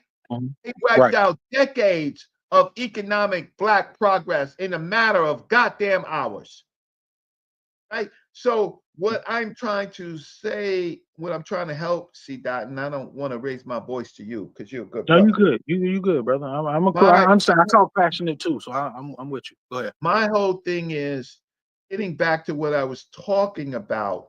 Problem with Black Wall Street and then Harlem, which I know pretty well. These are what you call corridors, right? They corridors. So they don't really have any real connection with law, right? So what I mean by that is that a corridor is always going to be attacked, right? My motto is pan-Blackness, right? If you don't like Black American, fine. We happen to be in the United States. Pan-Blackness across America, right? Now, we have to do for ourselves first before we do for anybody else. We need to encourage our young people to get off those drugs, get out the gangs, right? That's on the street culture, right? Go to schools, right? Focus on the new technologies because we have an edge in that, right? Our cities and states, right? We have to expand our municipal businesses. Currently, most of our cities are with their business.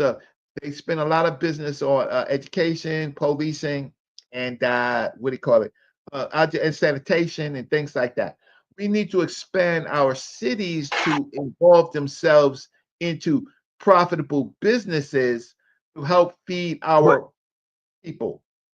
Right, and I agree with that. But I think that the issue, the main issue that I have with that is being able to centralize black people, or Government. even doing that in the first place. I know that's what I'm saying, that even with local government, like I live in Atlanta, so I know about black politics and having black politicians in government. So I have I get how important it is for black people to have representation within politics, especially in the places that we live in.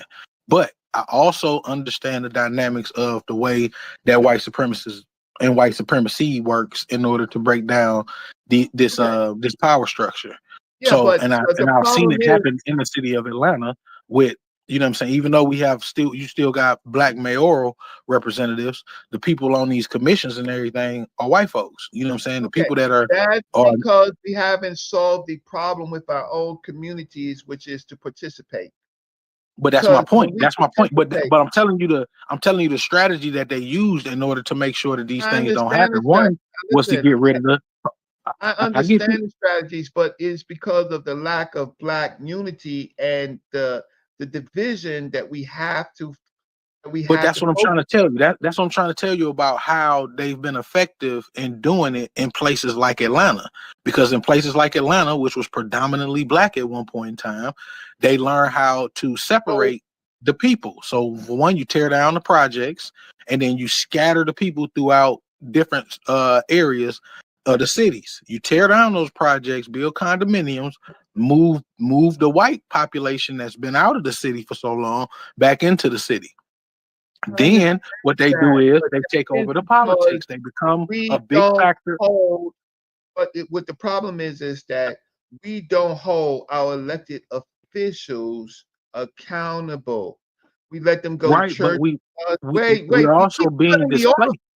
I'm sorry. Go ahead. Go ahead. Don't get upset. Go ahead. The problem is our culture of accountability. Right? That is something that we have to solve. Black Wall Street, though it was a corridor, they were self-reliant on black people. Before the white folks came on into Atlanta, right? What we did with Andrew Young, what we did in that particular period, we made it possible. Then what would happen is we dropped our guard. And then lots of black folks from other places began to go to those areas, but they weren't the ones who built up Atlanta. And we let them in, and we let in a lot of bad culture. One of the things that we let in was the drug trade, right? We let the drug trade in. We dropped our guard in Atlanta. The drug trade in Atlanta was one of those things that had a super negative effect. And then this new population of black folks running from places like New York and Jersey and other places like that with their bad characteristics and their sexual preferences and stuff like that invaded Atlanta. We dropped our guard on our own culture. So that's why I'm saying that, well, if we don't fix this and we focus on inviting other people in, right? I'm saying those other people that come in, they either work for us or they have no jobs. We don't do necessarily business with them, right? Because if they don't want to do business with us, we don't want to be business with us.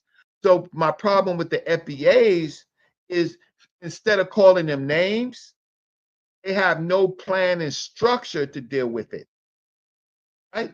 The Cuban population in Florida, right? They do business with Cubans. They will accept black money. They will let us into the clubs. But at the end of the day, they're about their silent business of building up the Cuban population in the United States, right? In Florida, where they are. We don't have this group mentality that we have to create. So it is crazy for me, and I've been to Africa, run tours in Africa. It's crazy for me to have an idealistic picture of what they can do, because when I went there, the majority of them were barefoot, right? Dirt roads. And with Ghana, it was largely a lot of Black American money.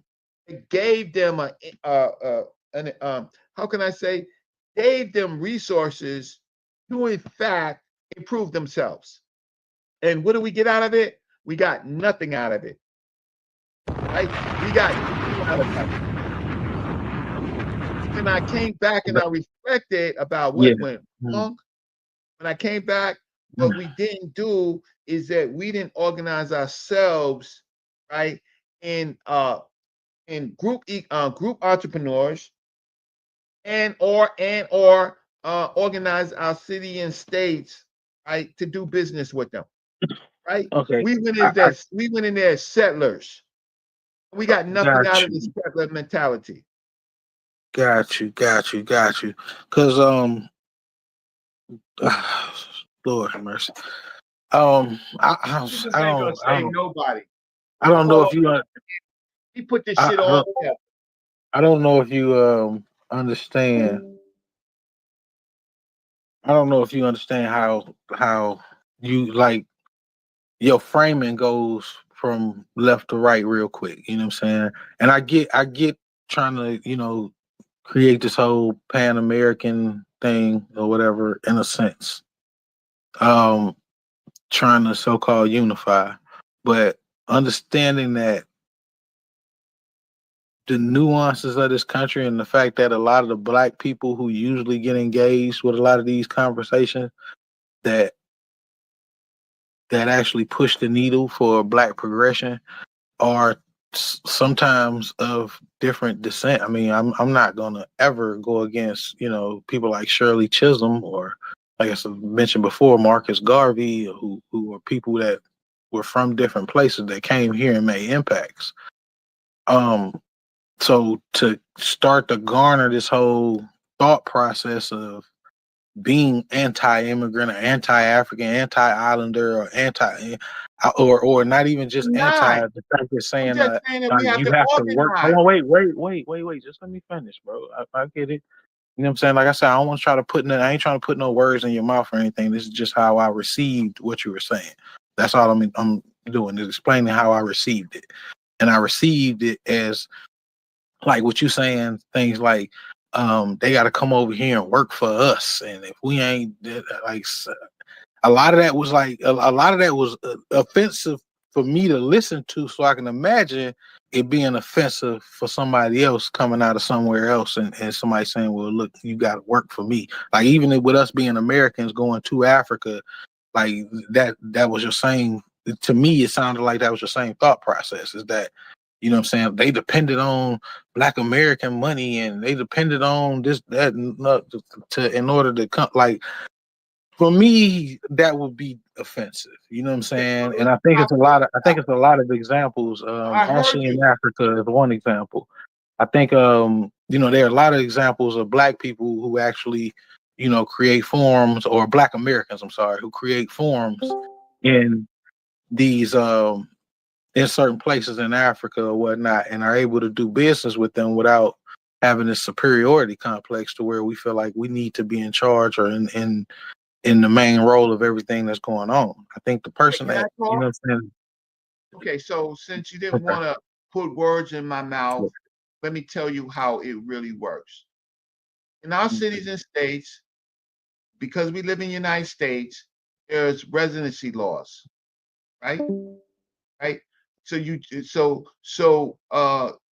when you have residency laws, right, that residency laws dictate benefits, right? And benefits are all type of housing, food, and things like that. But residency laws help control who gets things first, right? Who gets things first? So the fact of the matter is, residents of our cities and states should get things first, right? So when they come in and about working for them, well, if they extract our dollars, right, meaning we shop with them, right, and of course they should be in fact taxed by our city and state government and farm residency laws, right? Now, the reason why I say that is because if you go to Ghana, have you been to Africa at all? No, sir. Okay, great. Okay, so that makes my point. So when you go to Africa now, where there are less benefits that they distribute to the people, right? There are residency laws. How long you can stay, right? what you do when you stay. The fact of the matter is they're not open, but we have to be so open, right? They're not open to us, but we have to be open to them. Now, I I'm think that's false. not an FBA, right? Because I look for structure, not rhetoric words with hate. I look for organization. I would rather our cities and states or groups of entrepreneurs attempt to do business with them so it's reciprocal, not one way. I have never seen not one African, right, come here looking for their kuta kinte among us. Oh, my brother, I found you. Oh, you were sold, and I miss you. I love you. No, what we do is we go to these places with our feelings, not with our organization. They wanted. Come on, Reggie. Come on, man. I need you. Come on, Reggie. Like, see, that's what I'm saying. Like, So you cut me off. this You let whole me cut you let me cut you this off. whole Black You let me cut American you off, thing. but Like, I'm this giving you is facts. really But you anti. don't Like, want me to I talk. can't. It's not facts, though. It's not facts. You're talking about your personal experience. You're not speaking on facts because you're not I'm speaking on saying they everybody's don't come here experience. looking for us. They don't come here looking for their Why? relatives that were sold. They don't But come here. They come here for so business. so you go over there looking for your relatives? That's what you go over there for? When you went So to Africa, you went over there looking for your yes, relatives. the That's what you're telling me majority of right us now? go there for the majority of us go there for ancestral reasons. But They that are would be the looking dumbest thing for ever, Reggie, because a lot of the majority of us are calling me so dumb. like hundreds of You're not years calling me dumb, are you? removed from Africa. So why would Okay, we so go over let me there thinking we're gonna explain find our something first to you. cousin or something? Like that's not If you how it want to be, works. so let me explain to you something that you probably don't know. The majority of the people in the South that joined the Garvey movement wanted to go home. Their parents, grandparents, some of the more recent people that was human trafficking, they wanted The to go. majority of the people who joined the Garvey movement wanted to go home because that was the purpose of the Garvey movement. Garvey had a movement of repatriation. So of course the people that joined the movement wanted to go home. That was the No, purpose these of it. people, or their home was in the United States. I'm talking about the recent Africans that came here. The majority of them were Black Americans that had been here for 200 to 300 years. Their home was America, right? The emphasis was a lot of groups of people who were recent descendants of Africans wanted to go home, right? So that's not Right. right. It was Second already of all, what I am talking about is doing it the right way with organization. So I'm talking about city and state constructs. I'm talking about residency laws. Now, the problem with our community, not just the African or the Caribbean groups of people who come into our community, we have other groups that come into our community, like the Arab groups, the some Arab groups of all different types.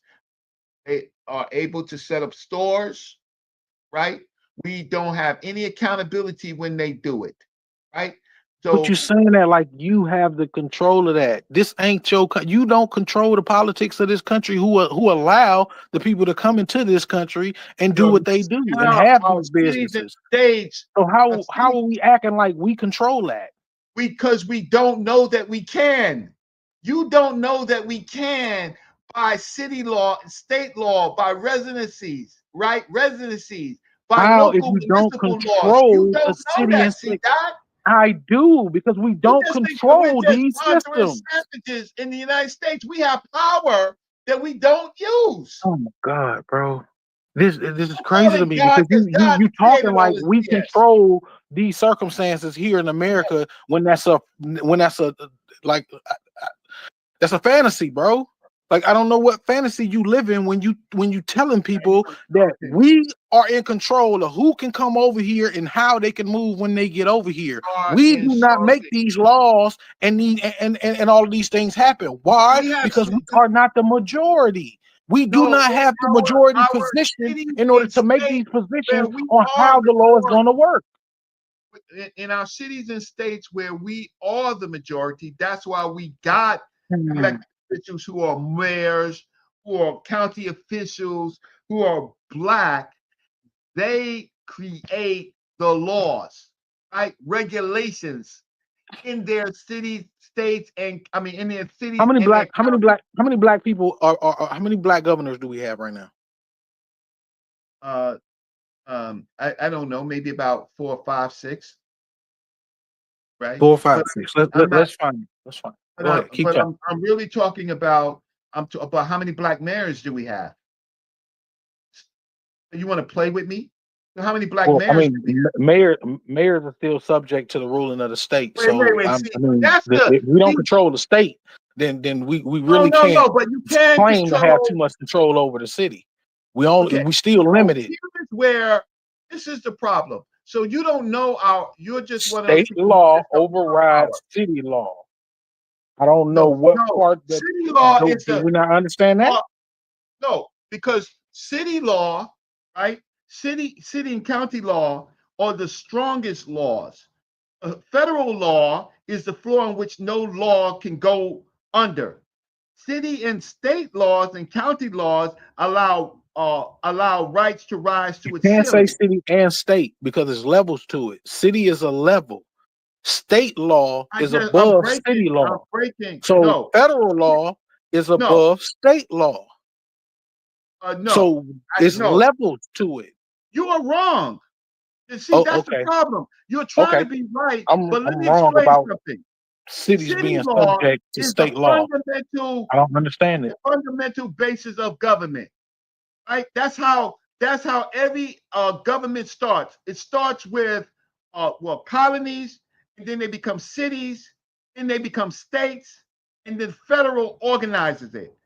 Federal law is the law in which no law can go under. You can't violate federal law.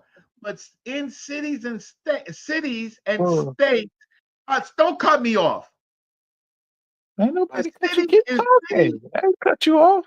In city, they don't make a noise. Oh, come on now, Reggie. Don't do that. We grown men. Me. Oh, I'm grown. I'm 60 years old. I mean, I don't let noises distract me. I mean, I'll mute my microphone. How about that? But you can't tell me like don't distract. Come on, just talk. We're doing good right now. Just keep talking. I'm doing great. Okay. So when I wrote the Black City Plan is our version of how I understood how white citizens or people who became white, right, how they built up their cities by using their majority populations.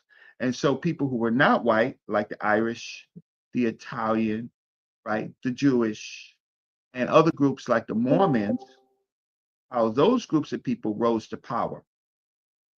Then I looked at what we were doing and when we were right and when we was wrong. And now to go back to a structure in which we use city law. City law is where rights can rise. So when you look at these cities that are majority white, right, their law benefits their people. They get less tax. They control when Walmart comes in, how these big companies conflict with their local businesses, and they make sure that it is equitable. In Black cities, where we have the power to force out these big companies that take away Black entrepreneurship, we sometimes drop the ball because, right, we don't hold our city and county officials responsible, right, accountable. So we have the same, we're just a population in America like other populations, but we can learn from organizational structures on how to deal with it. On the immigrant population, any immigrant population, residents of a city should have more right. Residents of city and county should have more rights. What I mean is a lot of cities, states, if you don't know, if you want to be a police officer or a city worker, you have to have lived in that country, in that city or at least 3 years, right? To get these are laws that are on the books. We need to enforce those things, right? Now, how businesses, you can't even construct a house in any of these cities without city regulations. City regulations is the key into which how every city is governed.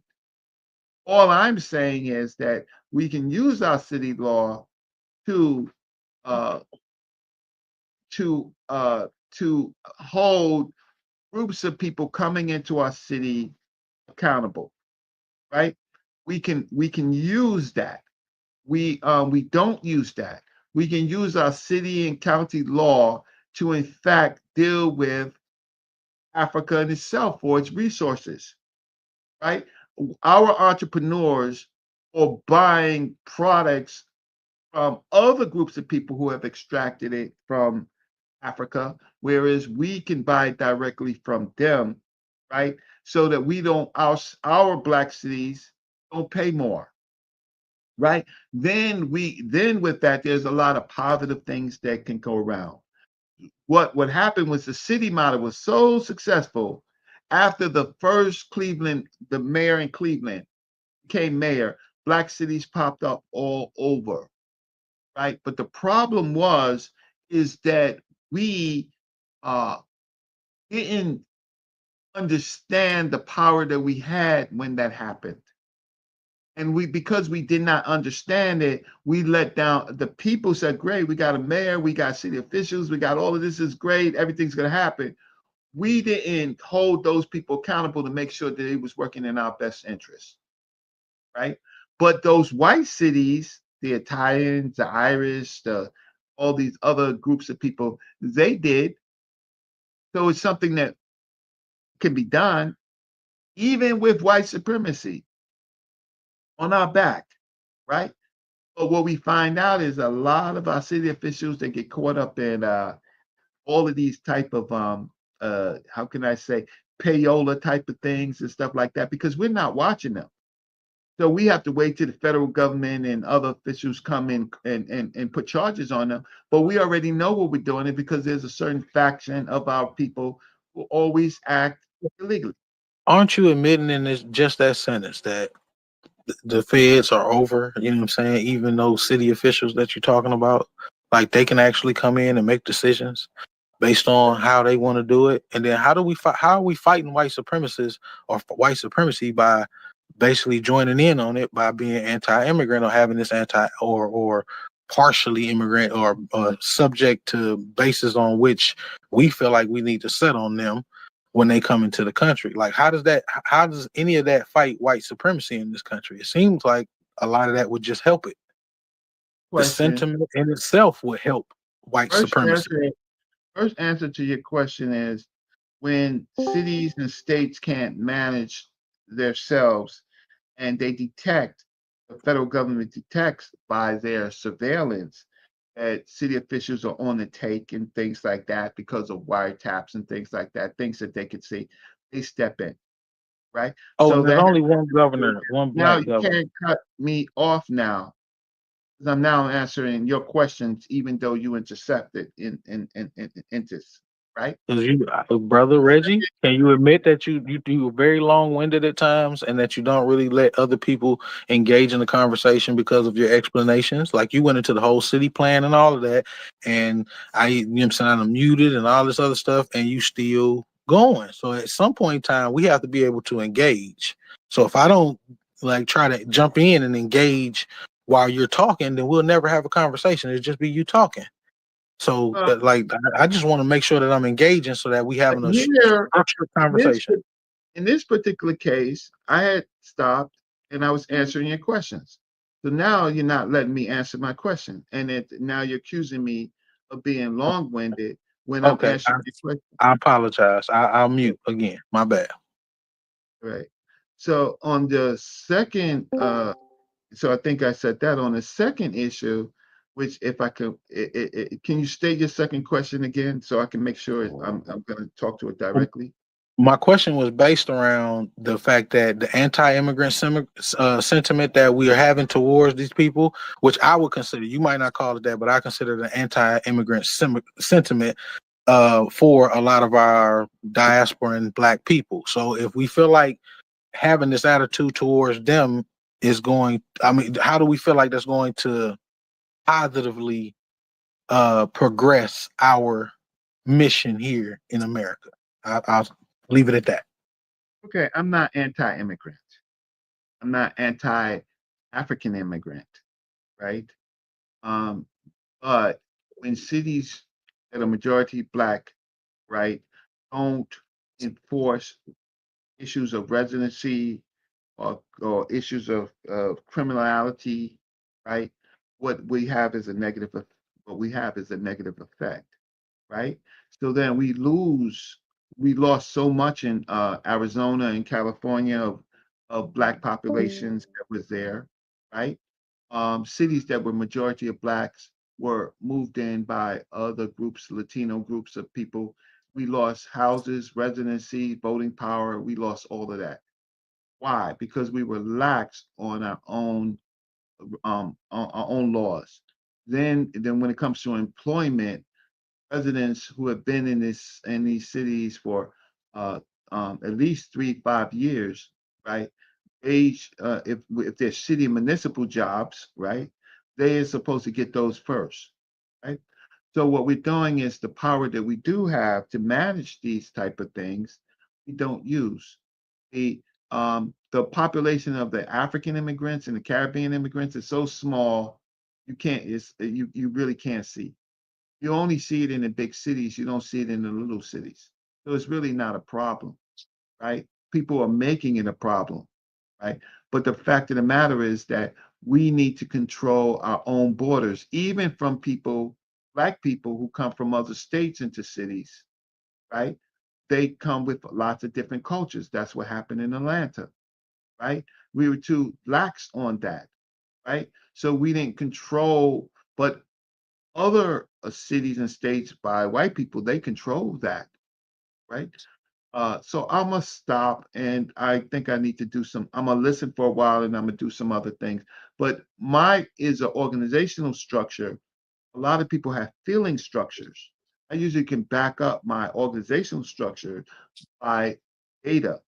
Well, okay. Well, just to respond to that, because feelings are a big part of it. You know what I mean? Feelings is what inspire people in order to do things that they might not typically do.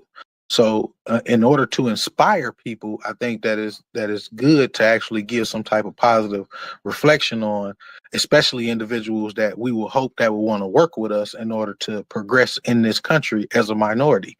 So, I think it's smarter politically to garner support than it is to try to isolate yourself politically in this country, especially when it pertains to Black people, because we already understand that we have this thing called white supremacy that typically tries to keep us at the bottom of everything.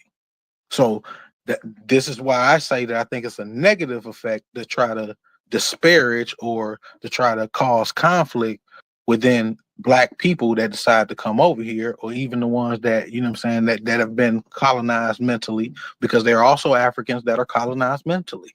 You know what I'm saying? That, like, that's a reality. That's not like, I don't live the fantasy of, oh, when we go to Africa, everything is just going to be unified. No, it's still plenty of work to be done in Africa. And Pan-Africanists in Africa say the same thing, like PLO Lumumba, like Julius Malema. All of these people are still working on collectivifying and unifying Black people on the continent. So I don't agree with saying that it doesn't make sense, because, like I said, Pan-Africanism can not only work ideologically, but it can also work in a political sense, a political aspect of us unifying behind the politics that we want to push. And it can also push diasporan Africans into supporting what we trying to do. Same way we should be supporting diasporan Africans wherever they are in the world. If it's an issue, we should be behind it, supporting it. You had Julius Malema in South Africa pushing for the Black Lives Matter or whatever. The Mike Brown situation when I can't breathe, or I forget what the slogan was, but like you saw people in South Africa getting behind that and actually pushing that publicly, pushing that to the media and all of that type of stuff. Like, we need all of that type of support. To say that it's irrelevant or that, you know what I'm saying, it don't qualify for anything shows how disunified we are, and it pushes us back and not forward. I don't think just saying we need to collectivify as Americans or as Black Americans is our out. Because even if we collectivify this 40 some odd million people over here, we are still the super minority in this country. We're still only 14 to 15% of the country. So therefore, we have to still strategize in order to find out how we are going to garner support from the different other minorities or or parts of the minority that's in the majority, in order to garner support for the things we won't push forward. We've seen that in the past. The things that worked were the things that we put together and garnered support for. Things that didn't work are the things that we are isolating ourselves on. Okay. So, Well, I think we should continue. I'm gonna stop. I think I made my point about the need to organize, to be structured, to and to do it that way. But I'm gonna stop. Continue. What's going on? Bass, how you doing? Hey, what's going on? I just got in here. I apologize. The and I don't want to keep you much longer. And Brother Reggie, we got some things to discuss around that FBA and a couple other conversations we want to do. More like a paid thing. I want to do like a paid thing. So I'm your brother. No. I know you think I don't watch your channel, but what I tell you, you had me hollering the other night around 11:30 at night. Well, you were you were going off. That's the kind of Reggie action I like to see. I think people listen to you a little bit more when you start saying, "Bring me your best." Yes, that's the please. Reggie You did it. You did a good show the other. I stayed there. I watched that. I watched about. You did a good show the other night. That was really good. What you were doing, and I don't know if you could post. I don't know. I was about to say, Brass. I don't know. Somebody. I'll do it. But we should post Put it Brother Reggie's channel. Yeah, I'm about to do that right now. That was a great show. I like that because that brings me your best. And then too, Brother Reggie, I replayed a show that you did on our channel, and I literally have it in my notes to set up something FBA with you, because you literally on our show said the same thing. I replayed it from like a year ago. I think it was an FBA as a lineage, and you were saying, "Bring me your best. Let's have a real conversation." And that's the kind of content I like. I'm not the Green Sahara. They was talking about sub-Saharan this morning. I was half asleep. I couldn't even concentrate. But when with the FBA conversation is something more relevant to today in my mind. So that's so I want to hit you up. But like I said, with you specifically and certain leaders like Chris Harris and stuff like that, I want to have paid stuff, not just random pop-ups and shows, like organized stuff where we got like a format and things like that. So we'll be hitting you up this week. Tell them to bring their best, because they haven't read the Constitution. They are so silly.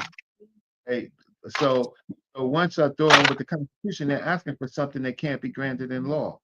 And they've been scamming and fooling people for a long time. And it wasn't until they started blocking me from their chats and then calling me an agent. And then I take offense to that. And so now I've been real quiet. Now I'm not being so quiet. So I'm going to hit them with law. They're asking our people for something to follow them, and they're leading us down a damn one-way street. We got a guy named Truth Savior that I think you would be I think that would be a good conversation. He's a source guy. He's got like a hip hop kind of backing. Plus he's a little bit of age. So, one thing I noticed with you, even with the qualifications or educations, this, that, and the other, a lot of times I would assume some of your anger or venom is you're talking to a person that doesn't even have enough life history to really be making the statements that they're making about Black people as a group. So this is a guy that's a little bit more seasoned and has seen some of the other things that you've seen. Y'all had a discussion before. Y'all just talked about hip hop in the Bronx. So I'll send you that video just to refresh you. But no, I'll get your stuff together, because once it starts, it's part of the reason why we backed away from the FBA conversation before, is because when we started talking about it, we realized this was going to take a heavy investment, and I just wasn't. I didn't really care. But now I'm in a position where we can do a little bit more and have a little bit more freedom. So. Hey, yeah, and my last thing before I jump out of here too, bro, Reggie. That was a good conversation that you was having with the hip hop conversation. Half my family, my mother's from the South Bronx. I mean, from Bronx River Projects, actually, to be specific. And they got a lot of history. So a lot of the stuff that you was talking about when you was talking about the spade and all that type of stuff, you was kicking pure factual knowledge and stuff that I've heard my uncles talk about for God knows how long now. So much props to that conversation that you was having, bro. Yeah, I live in Yeah, Connecticut. y'all killed it today, man. That was really, really cool. Be honest with you, I tell you this all the time, Reggie. I actually like when we actually do be agreeing on stuff, because there's stuff there for us to build on, right? Like, having conversations like this definitely lead to a lot better conversations, a lot better questions. Like, you know what I'm saying? Like, I know we can't do this all day, every day. We're gonna have to have some fun, but like, we need more of this for sure. I'm just telling you, I loved it. I thought it was fire. Well, I'm usually a mild mannered person. I try to be intergenerational, and but I've had a long history of just listening to some of the greatest. I may not be able to articulate it like some of these charismatic hip hop rhyming type of people that try to make points, non-points. But that's why I come on your show. I come on your show to say I do more than uh, history on Africa. That's just one of my major thing was always black people in the United States, right? My own family and where I'm from, and how I intersect that into New York City, and so it's always a how can I say? Sometimes I get loud with people because there's just don't, there's a lack of just life experience, and then I always ask people, okay, fine, show me what you're saying, factual in writing, right? And every time I do something, I usually apply facts to it, unless I'm just having a conversation. But a lot of people are not factual. They can't cite sources. They can't show models that show what they say. But nevertheless, y'all know who I am, and listen, man. I mean, I appreciate giving so much, but I get so little. Brass always, no matter what, he gives me something. If I gave $1, if I got $1 for a person, I would not complain. But sometimes I only get $15 a show, right? And then that forced me to make bad deals with other people who super exploited me over years, right? Of super exploited me, right? For the purposes of them making money, right? Well, and it's not me that they do it to. They do it to a lot of people, but I am someone that shouldn't do that to. Mm-hmm. But nevertheless,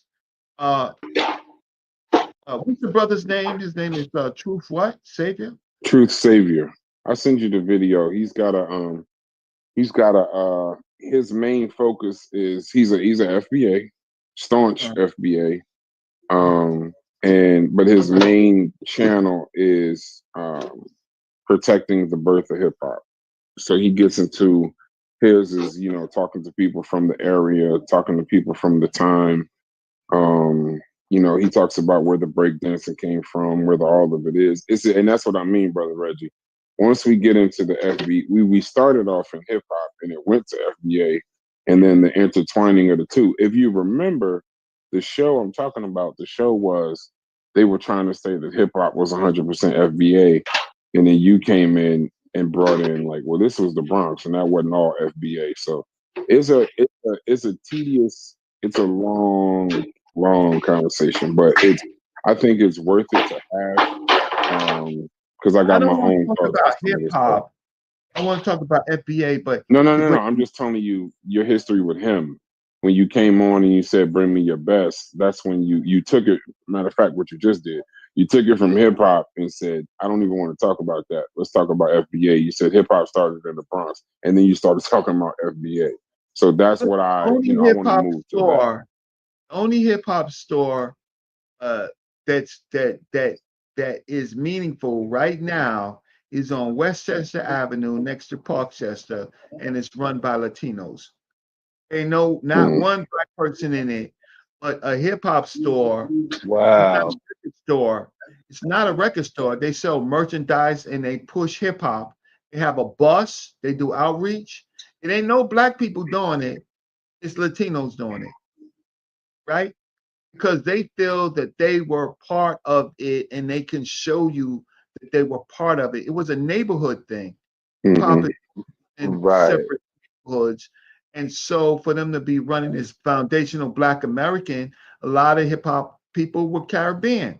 So I don't know why they are always trying to push out and divide people when the facts on the ground says that the Bronx is a Latino Black Latino community. I don't know why. So Truth Savior or whatever my brother's name is and stuff like that. It's been integrated neighborhoods, right? So, but I'm going to talk to him about his FBA stuff. No, that's what I want to get y'all in there for. I want to have it because, like I said, we're rolling out in September paid debates, but we're also rolling out in September paid conversations because everything isn't a debate. Some things is just you're just talking, two people talking. And the crazy thing is, you and him present very well because I really don't like listening to 20-year-olds and 25-year-olds tell me about the start of hip hop in the 70s. It's like you don't know. You weren't born. Your parents might not have been born. You're talking about what you read. The thing I liked about True Savior is the people that he talks to while they're still alive and while we can still deal with them. Members of the Black Spades, members of the of certain crews at the time. We get to have direct conversations with those people because they're still alive. So it's nothing better than the boots on the ground. People that went to the party, to that party or whatever, that can tell you how big the building is, and, just little stuff like that. So no, but with him, you and FBA, he's such a staunch FBA. I'm gonna send you the video. I'm gonna put it in the chat and tag you so you can see in the video because we've had conversations with him. I don't know how to use you have my email because I don't know how to. Yeah, I send it to you. I send it to you. Hey, Brass, send them the one with Minnesota Money too, because that was a real good Minnesota one, Money. Yep. Is it about he just hip hit me hop? up the other day. No. That's a hip hop thing. I did an FBA show with True Savior. That was pure FBA. And he was explaining, and you were on that one too. He was explaining is it a lineage? Is it this? We went all into the website. It was a 5-hour show, but it was like 300 people up there. I had to close the chat out because it gets too crazy because a lot of those chats are worse than any chats I've ever been in. Everybody's a tether and they just going back and forth. But I could tell they go from site to site to show, cussing each other out. So whoever does the talking show, about the FBA chat, the FBA chats, the FBA chats, yeah, terrible. Yeah. You're right. You're right. So, it's like they pitch a Baptist. They go to an area and pitch a tent and have you come. And at the end, they say they're gonna feed you. So people come and listen to the non-factual BS. And people who can't write, they can talk, but they can't source. Reggie, can I say something? You gotta stop saying you're not a charismatic speaker, bro. You are. You like some when you get in your bag. As soon as you get upset, when you get in your bag, you don't connect with the youth. But once you get upset, you right in that wheelhouse. Yeah, you just gotta get upset. I love Reggie when he's like this.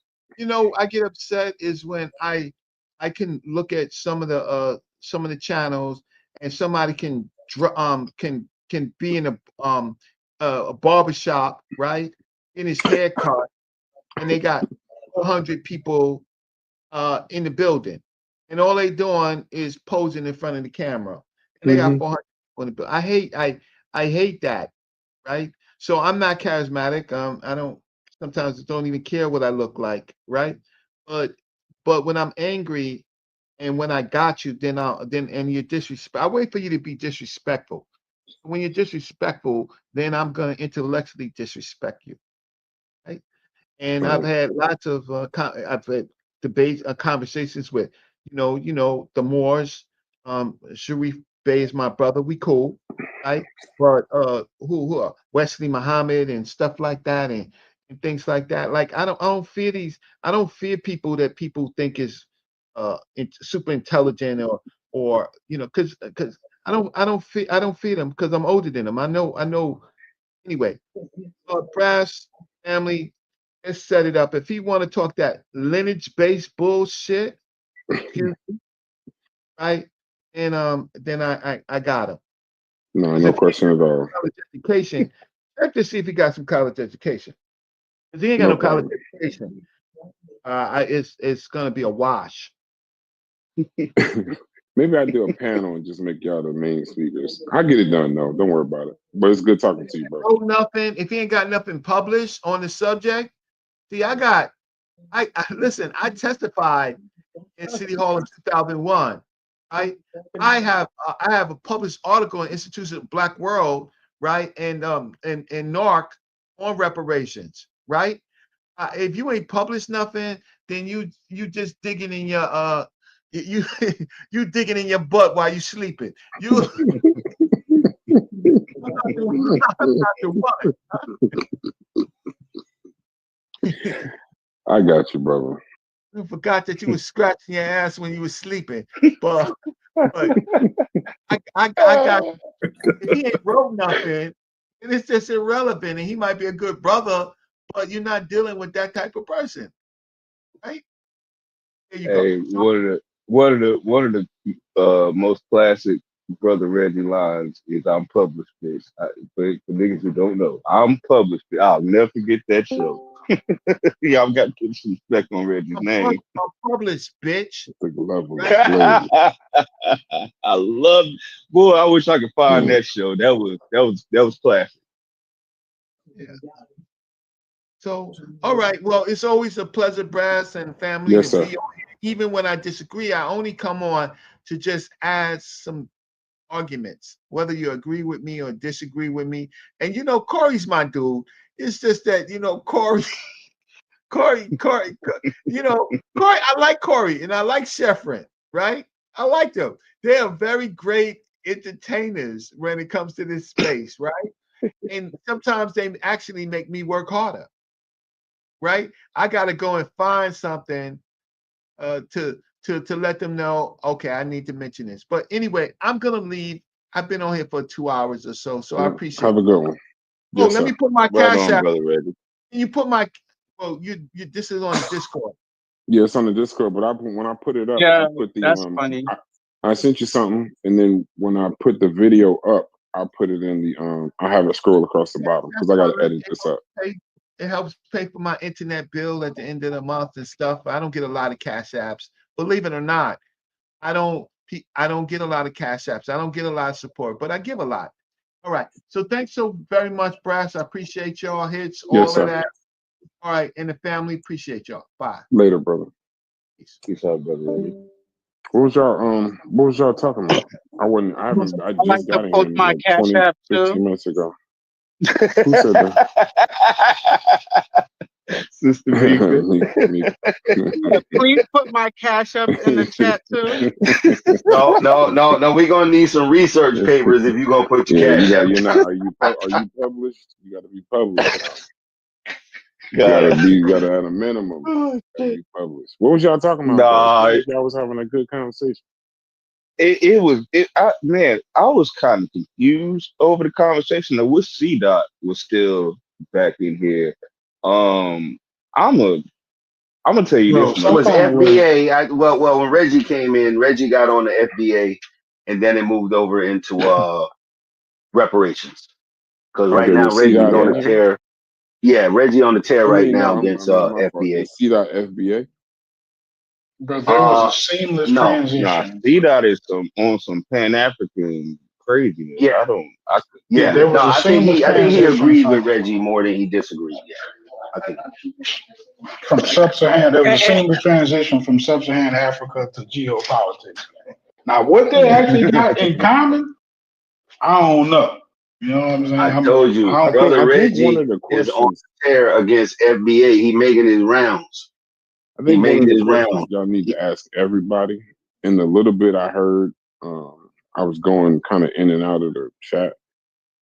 You got to be very careful on these conversations when we keep saying we and our. Man, niggas speak a lot of because you can say it so much that you'll begin to believe that all of the black households are connected and in communication with each other, or that any race, all the households are connected and in communication with each other. So when you start having these monolithic conversations, they sound amazing, but you actually skip the first step. So it's like, you know, we don't have this, or we can do this, or we don't have that. And in actuality, the conversation can end at the beginning. You know, when we say black cities, you can call it a black city, but it's just it's only about just a little bit more than 50%. And when you say why they're not necessarily black cities, they're just cities where more than 50% is black. It's not like 90, 80%. And then the other part is when you start talking about, especially a city failing, you're not talking about mismanagement. You know, that's a federal thing. So now these cities runs off federal funds too. So when you got a city that doesn't get those kinds of funds, you can run it as great as you want, but it's not going to matter. Even when not y'all, but whoever brought up Molina's issue was he was just so rhetoric based. There was a lot of fiery this and fiery that, but in all actuality, and hits, I'm sure you concur. This is our economy is a system where when you're trying to operate outside of it, you got to have a challenge. It's an integrated system. So trying to say all black people are gonna operate in a capitalistic society without capitalism, it doesn't make sense. And it doesn't make sense when you take all one race and do that. All one race of anything and do anything. So in general, most of us are having like just surface level conversations, and it is important to clarify sometimes I and me or us and we. And I think when it's us and we, most people who we come across in these circles, you know, can take care of themselves, self-sufficient, but may be concerned about the people who aren't, or the people who actually going through it. So that may be on the we side or the us side, not us literally, like whoever's in here, but us as, you know, group. And there's data to prove a lot of that. So, but yeah, you know, the civics and all that is important. It's a huge topic, so it's hard to just chop it down to 2 hours. But you know, I think everybody did good with it. Yeah, financial literacy and access to capital is our main issue, and we can't say the financial literacy without saying the access to capital. And when you try to isolate yourself in an integrated economy, our system, wealth and all of that isn't built in like a not exclusion. It's not built in isolation. It's not something to do. That's why when John Hope Bryant, he kind of chastised, you know, white people when they were doing the DEI conversation. You'll probably heard me say it before, but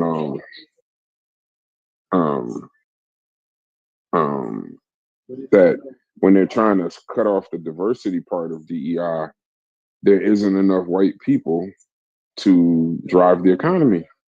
So if they want to keep black and brown and everybody out, then they're going to have to train and or birth way more white people if they don't want anybody else to do it, because it's not enough college educated of those guys in finance specifically or in civics.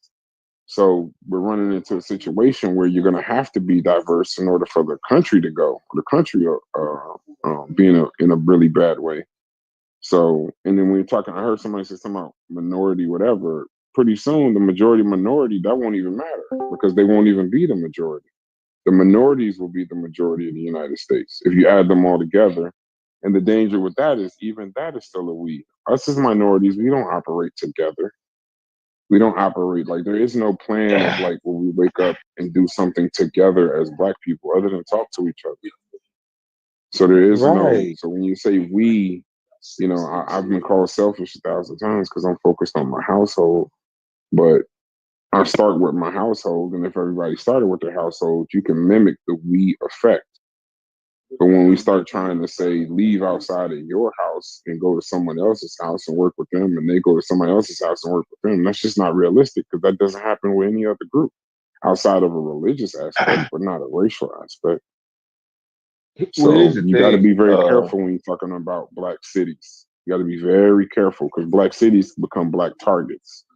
And cities run from federal funding. They cut that at Capitol, and it won't matter if you got Obama at the helm or the greatest strategist ever. Without access to capital, is pointless.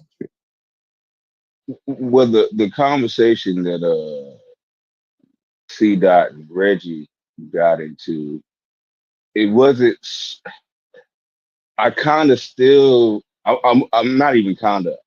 I'm on Reggie's side only because what it ended up being, or what it ended up turning into, was a more of a Pan African, kind of how much involvement should we have with people from the continent versus how much should we just be focusing on our own shit.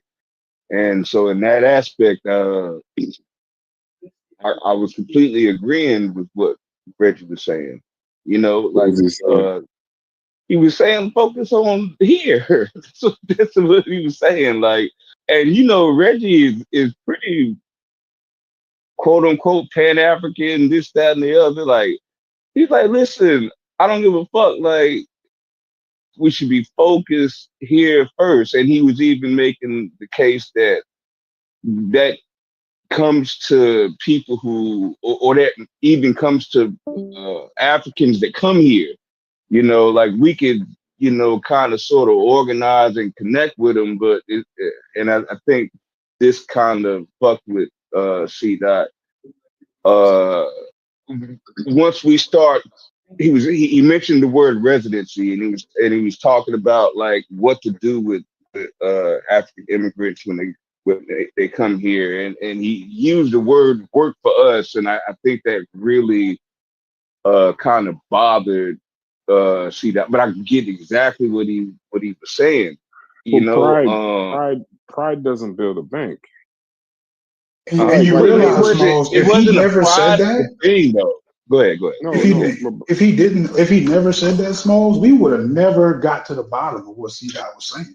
You notice that? Right.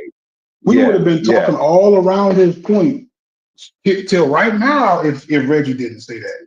Because that his whole point was that he was attempting to imply that there was some sort of like I don't know, some kind of like benefit to building Africa's economy.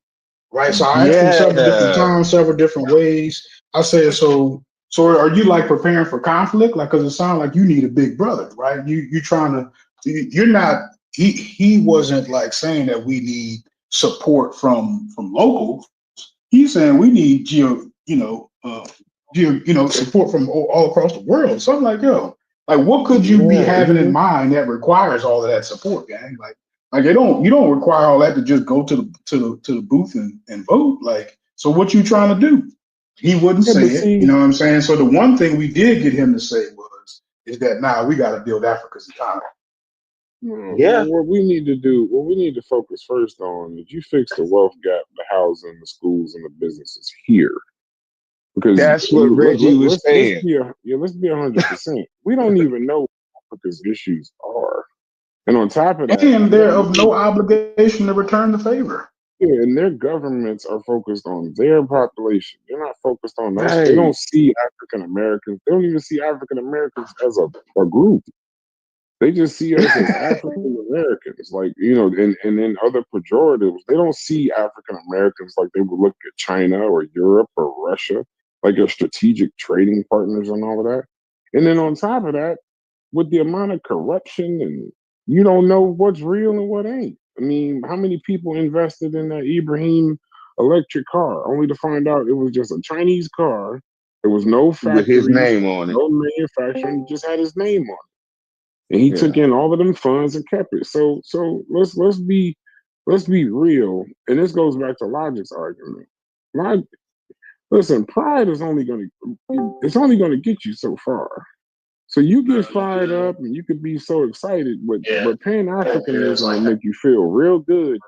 But it never creates an institution. It never creates a bank. It never creates anything that you need to move forward. It just makes you feel great. You don't create no political blocks, because once the work don't care who do it. It just want to get done. So And when you them, that's why sometimes people call it rubber reach the road, but what it really is when the work meets your pockets. Sometimes you got to stop talking and just kind of separate yourself from that. Everybody's like, yeah, yeah, yeah, and then it's like, all right, well, we coming back Wednesday. We're gonna put the money in the till, and we're gonna start investing in this, and the other, and don't nobody come to that meeting. And that's usually what happens, because the shouting and all of that doesn't lead to the actual work. But work don't care who do it. That's the beautiful thing about work. It doesn't care if you do it, I do it, Logic do it. Only thing work want to do is get done. Or a goddamn robot does it. Let's put that it out doesn't there too. matter. It just wants to get done. So I'm gonna tell you the truth. After hearing this conversation today, what were you saying before? Who you talking to? You said you're gonna tell us the truth. What were you saying? What were you telling us before? I don't remember, but what you just said made me Was actually. it true? Oh, I you know what? I know what I was gonna say. I think a lot of this us and we, and I liked what Hitch said earlier about really getting down to defining it before you having a conversation. Some of this us and we, bro, shit to me feels like it feels like trauma, bro. Like other people don't talk like this. Like I like we talk like white people are having secret meetings and organizing and this is what we as the white folks is gonna like. This shit sounds crazy as fuck. Like I almost wanna. The other day on the pseudo killers in the pseudo killer server, I had said that I got to back off of blanketing insulting Pan Africanism, because I have a lot of people who I respect who believe in that shit. I'm not so sure if I even want to. Now I feel like I want to back off with my back off, because like I respect the seat up, but the nigga sounded crazy as fuck here to me. I didn't even hear all of the conversation, but the shit sounded fucking crazy. I just don't know. Like humans are tribalistic. Uh, People don't do this. And what I mean by hurt is like it seems like we're the only people who talk like this with this us and we, and put other people this monolithic speaking. You know what I mean? Like, in other words, Mexicans stick together in California because they came here and they have a culture. It's their culture. That's what the fuck they do. But it's not just culture, though. Uh-huh. It's what else is it? No, it's just you got different religions, you got different politics, right? You got different classes. Like even amongst white Americans, right? Everybody's white American. You ever seen that movie Wrong Turn, where they make the wrong turn into the Appalachian I love Mountains? Wrong Turn. Yes, right. Them white people, or the hills have no eyes. Those white people. See, white people will tell you quick, that ain't me. Hold on, let me turn my wait. And that's my and Brad. Brass. That's my point. That's my point. That's exactly my point. No, I'm just Keep but preaching. even amongst that. So you can lump together. Hold on one second. My wife is look here, you Caucasian woman. Quiet down. So anyway, I gotta keep her in order. White woman talk crazy. No,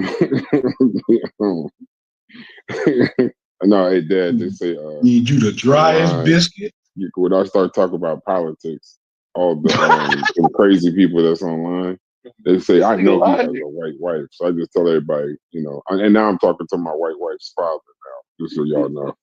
So anyway, but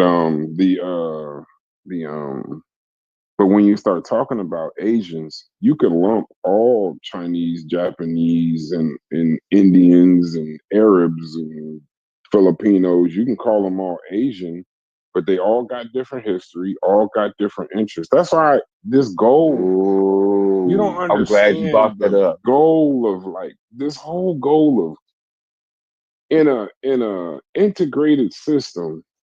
This goal of somehow trying to succeed within an integrated system, outside of its system, integrated system, it doesn't make sense.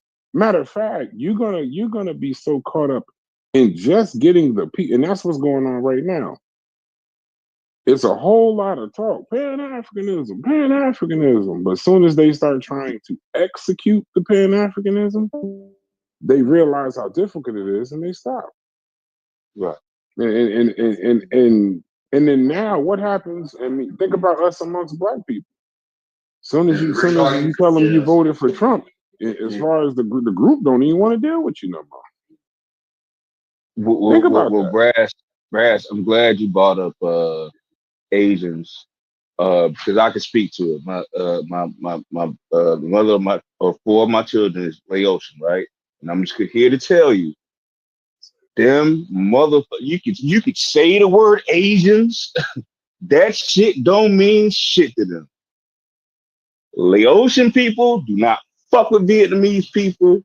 Vietnamese people ain't got shit to do with Southeast Asians, like the fucking like that like you would sound crazy to these people if you were to say some Pan-Asian shit. Listen, as a matter of fact, I'm gonna tell you how crazy it is. My baby mama goes to the quote unquote Asian store, right? Now let me explain to you what that is. It's a store that deals with a bunch of different Asian cultural shit, right? But here's the thing: she goes to her part, the Laotian part, right? She don't deal with the Vietnamese part. She don't deal with the Korean part. You know what I'm saying? Yeah, but it's just what the question is why would you? There'd be no need for her. That's what I'm saying. She has nothing to do with that shit. Like, for example, Logic, you from New Orleans. Southern food to Logic is boudin and what else? What else would it be? Logic, beignet, jambalaya, gumbo, stuff like that. Now, Southern food to my people is collard greens, candy yams, stuff like that. Southern food to people in Florida, all black now. Southern food to them is completely different than that. You're talking about conch and all that other stuff. So just the amount of just trying to get everybody on the same page with that is to call a Puerto Rican a Mexican in New York. You're gonna slap the taste out your mouth. Because it's a complete difference. And that's why I say no race is monolithic. So when they say things, I don't like to hear things when people say blacks don't have a plan and Asians are somehow they're financially unified. It's like, no. There might be what it is, which is it's a term called visible coordination. So visible coordination means it's just when you see this group, you just affix that to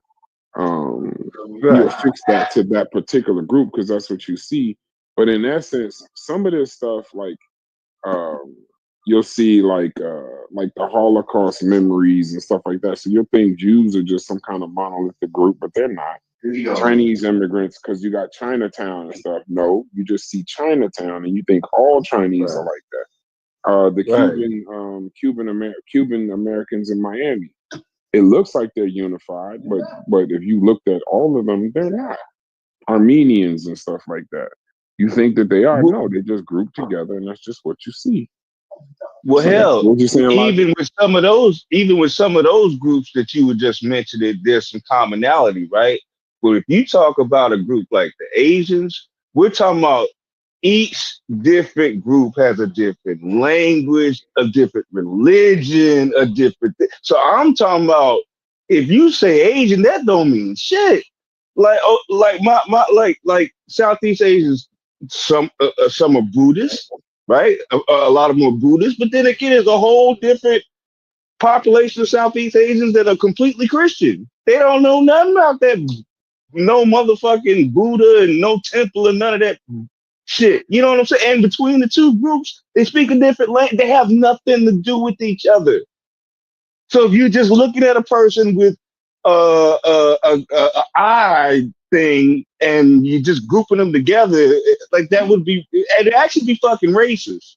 You know, so talking all of this Pan-African and United, like nah, bro, it's just a bunch of bullshit. It's romanticism at a certain point because dark skin, I don't want to even say black people, dark skinned people in general, we ain't a monolith. You know, like I might not agree with what the fuck you want to do or how the fuck you see things and this, that, and the other. People organize within small groups. They don't organize like all of a whole race gonna do some shit. This shit sounds fucking crazy to me. And I actually y'all capping. What you say, Chef? Y'all capping. All right, well go ahead and tell me how that shit works, then. This nigga. This sounds good. You feel me? But people group together for a reason. You feel me? All of us on here come from different parts of the country. Yo, there's so much commonality between us as black people. So I don't even know what y'all saying at this point. You feel me? I don't even know what y'all saying. Okay, no, what I'm saying, Chef, I can tell you what I'm saying. Just tell them the overarching conversation. The overarching conversation is when they kept. Matter of fact, let me just stop for half a second. Happy birthday. First. Happy birthday. Oh yeah, happy birthday, nigga. That's the most important thing. Happy birthday, Chef. Congratulations. I forgot to just say it. Happy birthday. So what you doing for your 60th? He said that man supposed to do 60. something special for your 60th birthday. I know you ain't cutting hair 60 years old. It's time for it. Hell no, I'm gonna sit my old ass down. But no, it was the conversation. It's the same Pan-African, you know, we got to do this, we got to do this, us, we got to do this hour. And they got all these great plans, but they never stop to, like, who's the we y'all talking about? And where is this race where they just 99% all agree on what the race needs to do next versus what the individual household does? So I'm not talking about, I agree with you, we have commonalities. But I'm saying commonalities to try to bring a monolithic movement together. I just think it's unrealistic. I don't think it's realistic. So I'm just looking at the individual differences just amongst ourselves. And I'm not even talking about, then now you start talking about Jamaicans, Haitians, and who do you even consider foundational Black Americans? Because then what, we can't talk to ADOS? Or then what? Everybody came from Africa, so we leaving out the you know, other people of color. So I get what you're saying. We have commonality. When have our issues never been the same though? No, as all African Americans. Like I'm the same. You know, you about to no, I'm saying when was we ever confused about our issues? Now every family had personal issues. I agree. But as a whole, African Americans, had common issues that affected us all. They was the things that united us together. So if y'all Yeah, saying that the yeah. things that we, you know what I mean, that we commonly face as a group don't exist because you live in one part of the country, and that's not true for African Americans. I'm saying, Chef, Hold I'm on, gonna hold on, stop you Small. before you go down this. Before you But switch it, wait, I'm Small. trying to help him. I'm trying to help Don't him help him nothing. Let because him stay right where he he's at. having a different conversation. No, that's what I'm trying to tell him. Let him do it on his birthday. no. Let me Go ahead do and this finish. because Go ahead and I finish. think y'all was talking about reparations, right? No, I wasn't talking about reparations. No, No, well, I that's heard, what I'm saying. The conversation went a bunch of different places. Okay, Let him finish. fine. I don't need kids, so if I'm confused, I'm helping somebody else not be confused. When I hear y'all talking about reparations on one hand, and then start talking about what black people are not, as wise together, or not one monolithic group, it will make like our issues have always been the thing that gave us commonality. You dig what I'm saying? Like being African American. So I think it's more in common in who we are as a people, has a direct history. And I think it affects all of us as African Americans. So, you know what I mean? And it affects Caribbeans. It affects Caribbeans and Africans to a lesser degree. You know what I mean? So, even when I do my ADOS or FBA thing, I still recognize that people of the same ancestry, African ancestry, face similar issues from having this ancestry background. So they and in a larger picture, they are part of it also, even when they don't even recognize that they are. So Even I was about to. Oh, go ahead. Even regionally amongst black people, the regions of us don't face the same issues. The Midwest is more about the factories and industrialization. The South is more the deep the like the they have probably more racism, I would assume. You go out to the West Coast, that's gangs and immigration and housing, and then you go out to like forget the areas of the country, but just look at the rural African Americans. They have way different challenges than I would out here in New Jersey. So I'm not saying that we don't have. If you're saying all of those things are now African American problems, then I would agree. My challenge to you though is I don't think a black person in California that's dealing with bad schools and sending her child to school through gang neighborhoods cares anything about the GM factory that closed in Detroit, that doesn't care anything about the farmer who can't get subsidies from the government, who cares anything about the levees in New Orleans. So I'm saying, if you could say these are all the same issues, possibly, but but then you gotta, how you gonna get these people to care and then say you're supposed to care because we're all African American? I just don't think that's realistic. All right. So when black people got on buses and went down into the South from New York and Philadelphia and Baltimore and all these places to go down in the South, the Freedom Riders and stuff. Now, just because they didn't have the same civic issues as other African Americans in those, they still seen a commonality. You dig what I'm saying? So for some reason, you saying that just because I'm in Ohio and my issues is factories, you dig what I'm saying? And you in California, your issue is Mexican gangs, that we still don't see, a commonality in black people where we face systemic racism and oppression, no matter what's the economic or, you know what I mean? Those issues don't negate the commonality of our problems just because of where you locally live. We still recognize. What are we saying? No, they do. Well, I think in the '60s, if you're gonna go all the way back to the '60s, the reason why the commonality. I hate when y'all say that. No, well, I'm talking because I'm talking Your about. parents was alive. Yeah, that's Like, true, but it's so 2020. Hold on, yeah, like nigga, hold on. the world. Listen, in your old age, you just got a little older. Calm down. Don't do that. But what I'm saying to you is the reason why I say go back to the 60s is because the majority of people on this call, matter of fact, I don't think anyone on this call was born before the Civil Rights Bill passed. So the reason why I say that is when you say the commonality, is because while they all did have different issues, they did have this one commonality called segregation. So they could all. No, they didn't. Everybody, all black people in the country didn't face segregation. No, I didn't say no. What I'm saying is there was a. Well, you didn't let me finish. That's okay, one thing. So I was about to say segregation, voting rights, and then I guess it would be even no matter if you was a black lawyer or a black maid, you all sat at the back of the bus.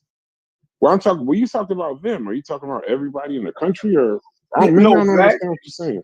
Black people, right? Mm-hmm. All black people didn't face that, depending on where you lived at.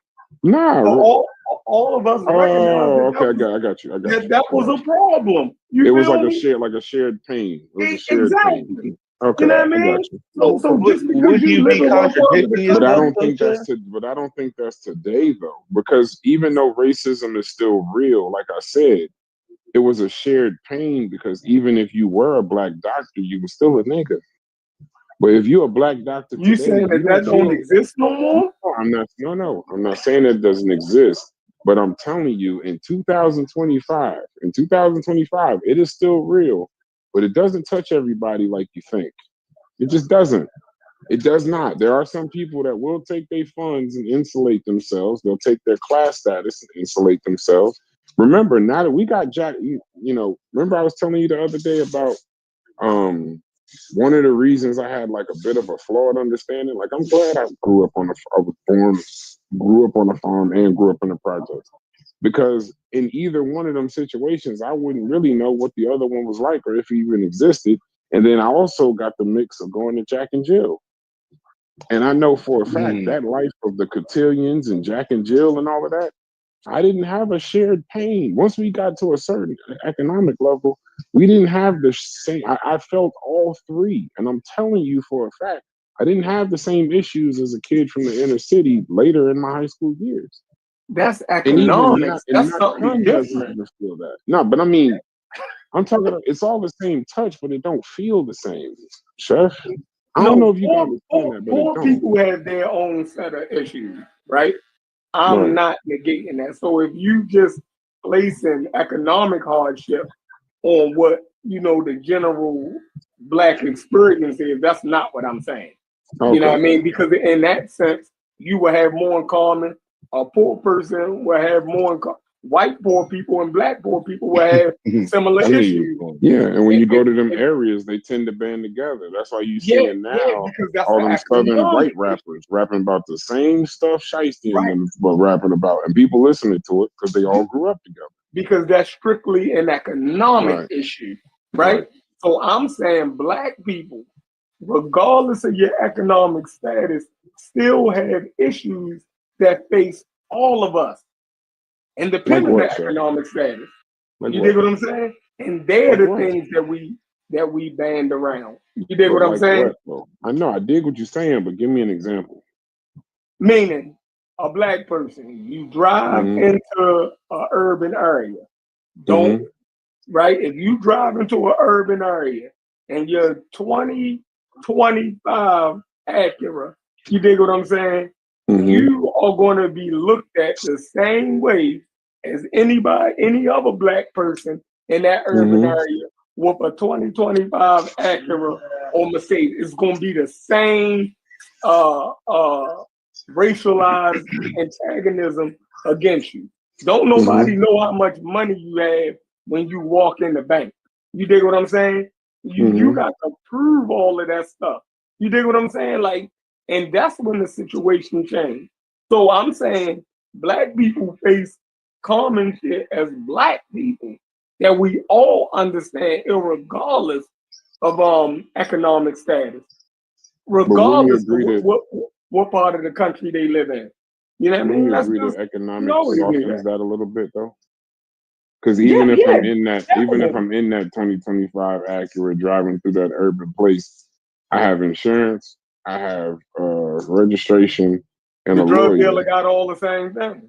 Well, possibly, but he riding dirty They most times. they see when he got a 2025. No. But I'm talking about. But here's the economic part. What I'm saying, you're saying. Um, but he might have one, but he ain't got mine. And I'm not trying to compare lawyers a money fight, but I'm just saying economics and a certain level of status does lessen the blow. When I get pulled over, it's like it doesn't, it's just I don't know. I think that's another good conversation. We just come up with those like it's nothing. But yeah, I think that'd be a good conversation because I'm not gonna be for me, I know we all have some of the same issues, but I don't understand anymore. I probably did before, but I don't understand anymore a family of 5 in Memphis. I don't know what they go through. I just don't. And I would assume we go through the same things, but it's got to be some nuance to it just based on region. That's just my opinion. That's just what I think. I agree. I agree with nuance, but nuance does not overlap the general overall issues. You know what I mean? Like that would just be crazy to act like the 11% or 12% of the population that for the most part comes out of slavery, Jim Crow, and segregation don't have common issues or commonality between them. Like even when you said the food in different areas vary, right? But still at its core, a lot of things are going to be the same. What African American group don't like macaroni and cheese? What group don't make the sweet potato? You dig what I'm saying? Here's the thing, and I kind of you can be in Florida, and y'all have y'all local shit, but in general, I think we all come on, like it ain't the same. Like, well, that's why I was trying to stop you, but I kind of get why Brad stopped me from stopping you. It makes sense now, because we don't even agree within the U.S., right? But the conversation that we were having, and the only reason why I was trying to stop you earlier is because you're kind of having a different conversation. Because I thought that we would agree on most of what you were saying, but I guess there is some nuances there, right? But what the conversation was like, and where you came in and where you might have been hearing some shit that you didn't like was talking about us black people in the US and in a sense our commonalities or us needing to link up with continental Africans, and that's where I was saying like, oh, you came in and you might have heard people saying like that shit's crazy as fuck, because at a certain point, I don't totally disagree that we, right? But go ahead, like. No, and you don't totally disagree, and that's fine. But it's just that the conversation that was happening, I guarantee if you would, and there's no disrespect to my homie C, like if you would have just heard some of where he was going with the shit, I know you would have disagreed. Because it gets to a certain point where the Pan African shit just sounds fucking nuts. Because it's just lumping a bunch of dark people together and telling them, and that's what more of what we were talking about. Like, so when you came in, we weren't talking about like black people within the United States not having commonalities or having a cultural experience that's shared or this, that, and the other. We were more talking about that. You know what I mean? But now, see, that's my point. My point is that whenever I hear read up amongst us, you know what I mean, it needs to be it needs to be nipped in the bud because 11, 12% of the population, we can't afford, you know what I mean, to act like we not a group. That's not, that shit would not help us. So we can't even play those type of games. You feel me? Okay, Like I'm with that. I get where you're coming from, Chef. So how you we feel can't about this, afford right? that. I don't like. So this is where I would differ from what Brass was saying. I think that you could connect their struggles, obviously, right? But their solutions might be like so far apart. You follow Okay. what I'm saying? Like them people in them different areas of the country, you know, even though both of their problems might be stemming from systemic racism, like the way that they gotta solve it in their particular area is I gonna got be Might you. be not, I'm with different. you. I'm not with you. connected at Right. all. Right. Yeah. You know what I mean? But those issues come from a common issue. You know what I mean?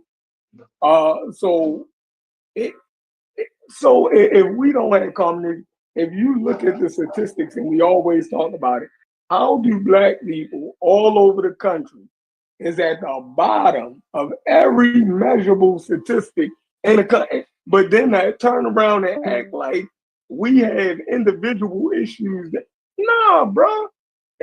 That wouldn't make, like, we about to trip ourselves for no reason. And now I get it, the pressure of being Black. We also want the individual freedom that other groups have to just do, but we're not there yet, and there's no point in deluding ourselves about it. Yes, I want the freedom, you know what I mean, of white people, and I could just be strictly an individual and do whatever, and don't have to think about my larger group. I wish, you dig what I'm saying, that we could live like that, but we don't have that luxury. You feel me? And I hate when we walk around and act like we do have that luxury. You know what I mean? Because we don't. You know what I mean? And that's Well, just real. I would say the difference from those other groups, right, is how we got here versus how they got here, right?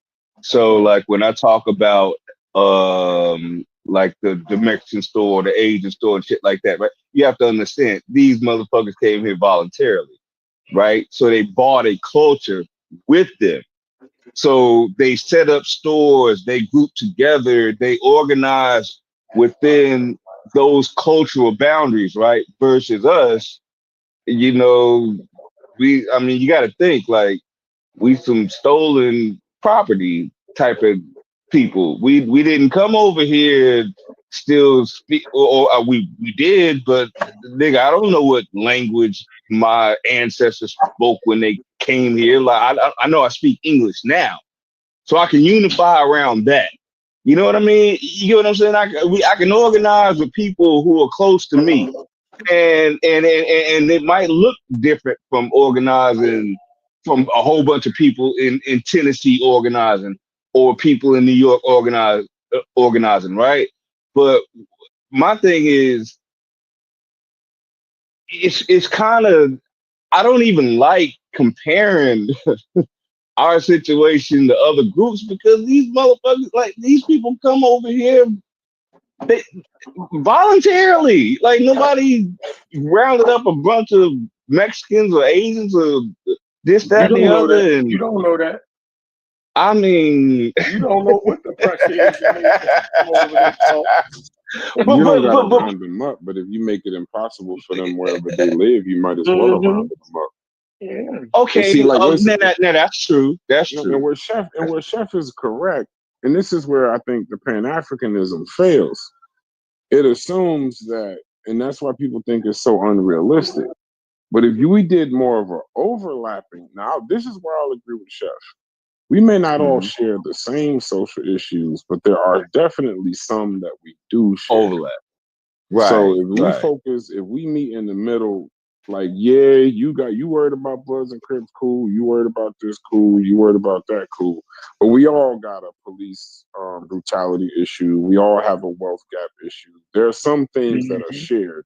And if we focus in on the overlaps and allow people to be themselves, then there's no concern of mine.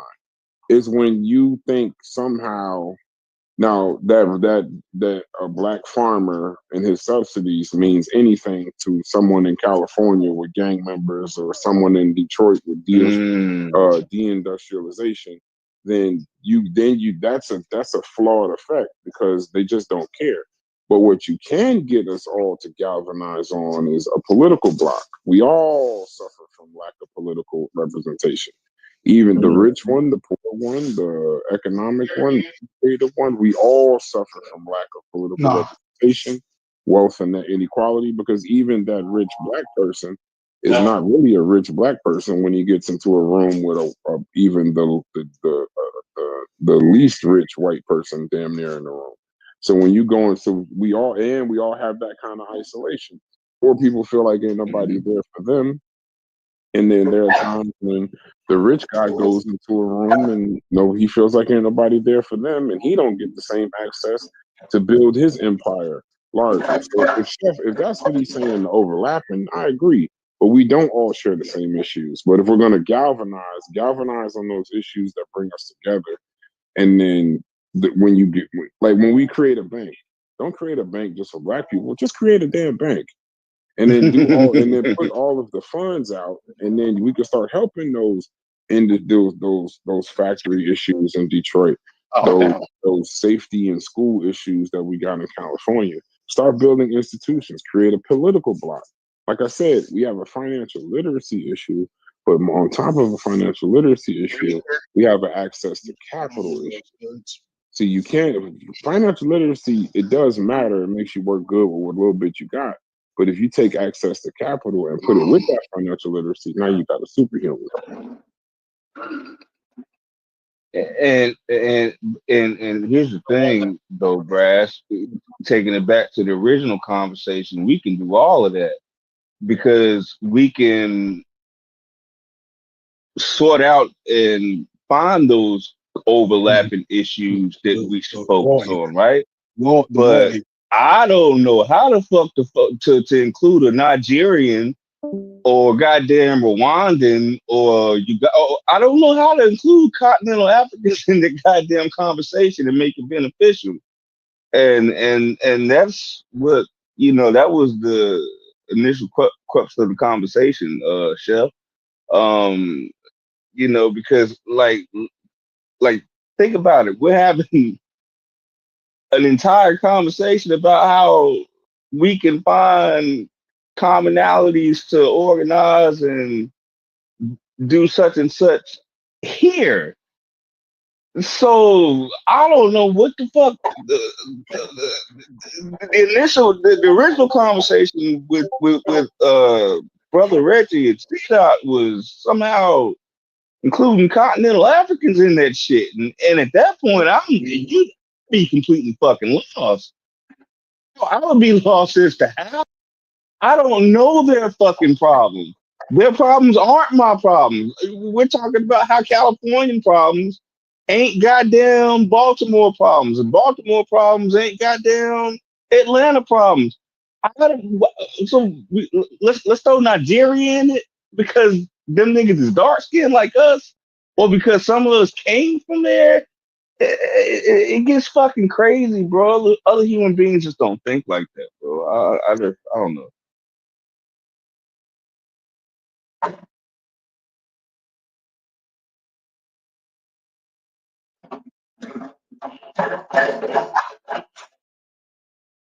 Logic, it sounds like you are building a whole something over there. I don't know what you're building. Yo, it sounds what like y'all you talking about? constructed some shit. Oh, well, the conversation is going all over the place, bro.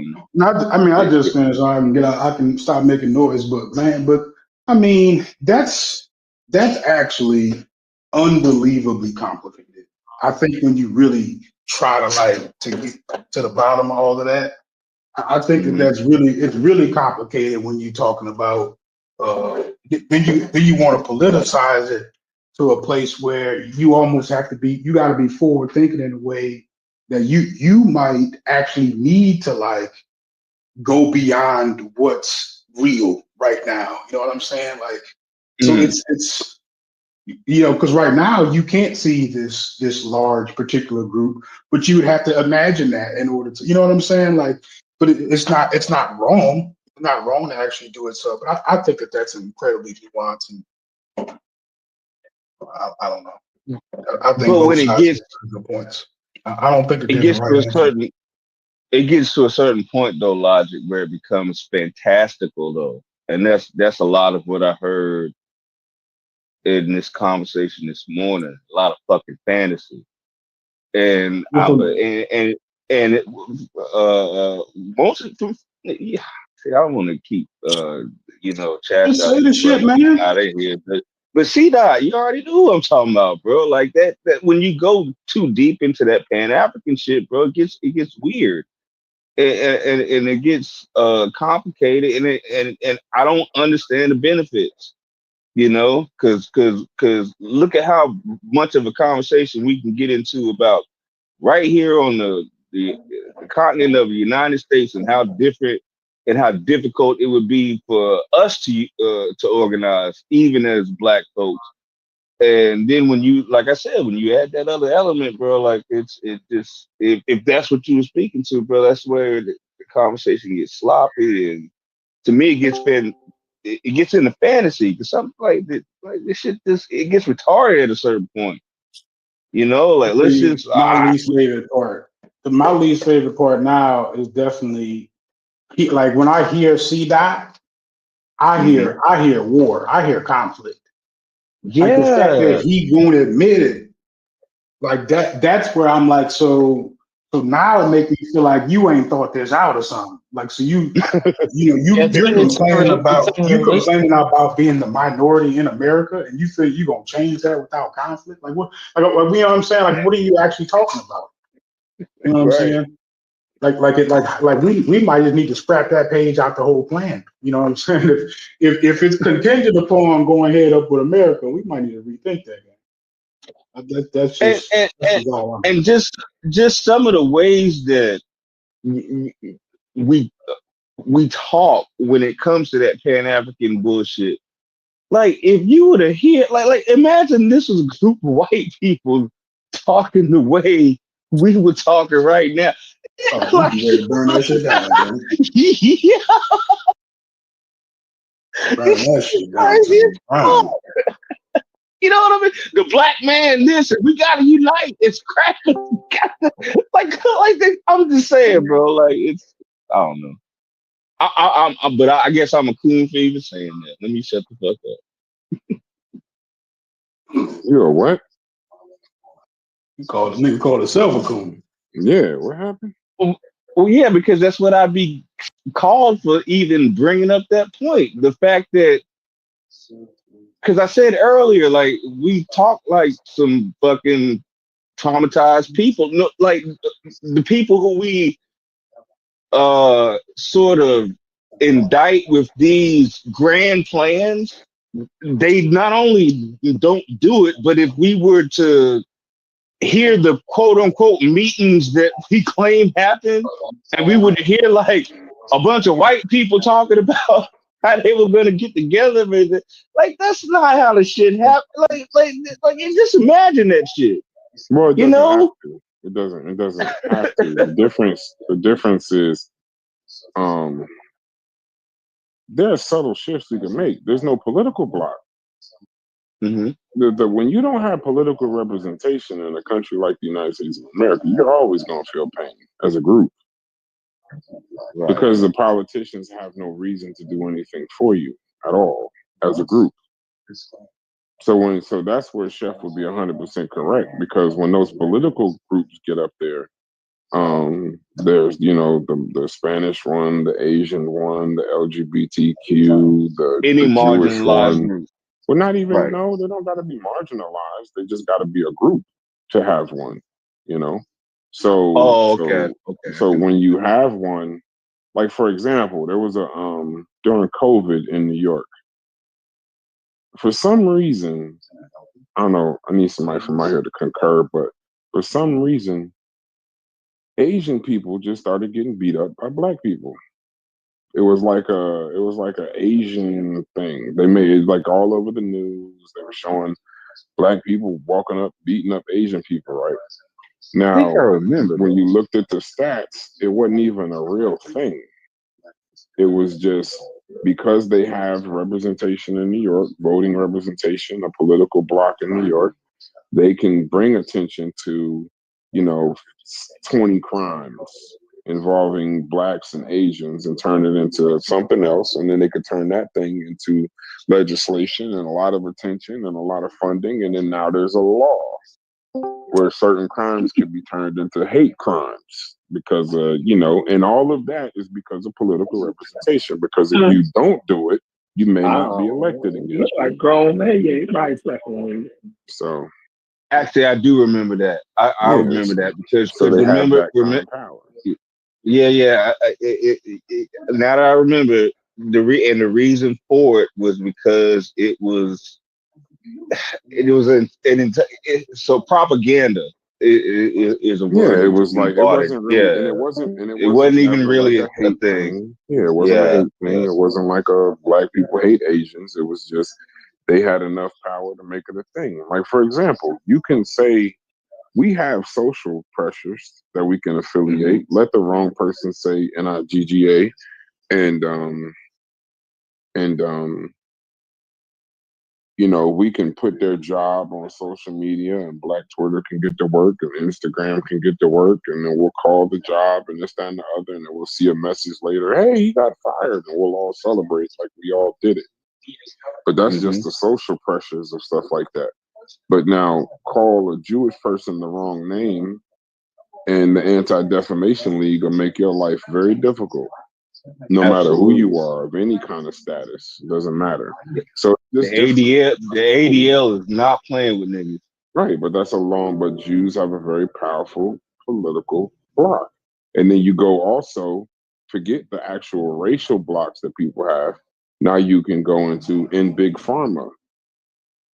Our race is not represented very well in big pharma, and pharma is one of the largest lobbying sectors.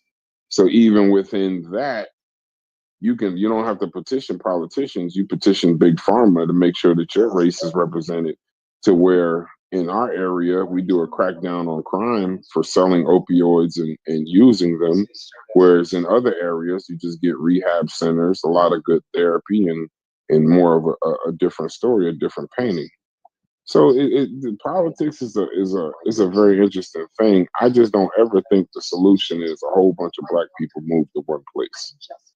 Because it just to me it's not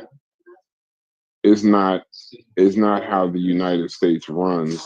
And if we're all talking about going to a whole another place, then I would be confused because I don't think Africa really I don't think that they care.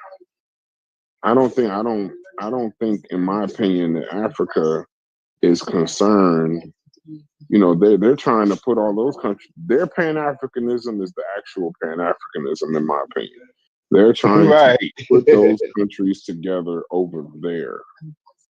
I don't think that their whole goal. I don't think the AU's goal is to somehow get those countries together over there, and then also and unite with some niggas in Detroit. Go get the guys from Detroit and go get some people from Jamaica and go. I mean, and you can tell that because they don't allow non-African countries to join the AU. Mm-hmm. Even ones that share, a lot of the same issues, like Haiti and Jamaica, they don't allow that. You can watch, but you can't. Because everybody's problems are fucking different, and well, no, they're specific in their goal. The African Union is community. It ain't got nothing to do with Pan. That's not their goal. Yeah, that's basically what I'm saying. Like it has nothing to do with Jamaican unity and issues in Jamaica or Haiti. You know what I'm saying? Like it's just not. That's not what it is. Like everybody got their own goddamn problems. And so Chef, when you come in here and you hear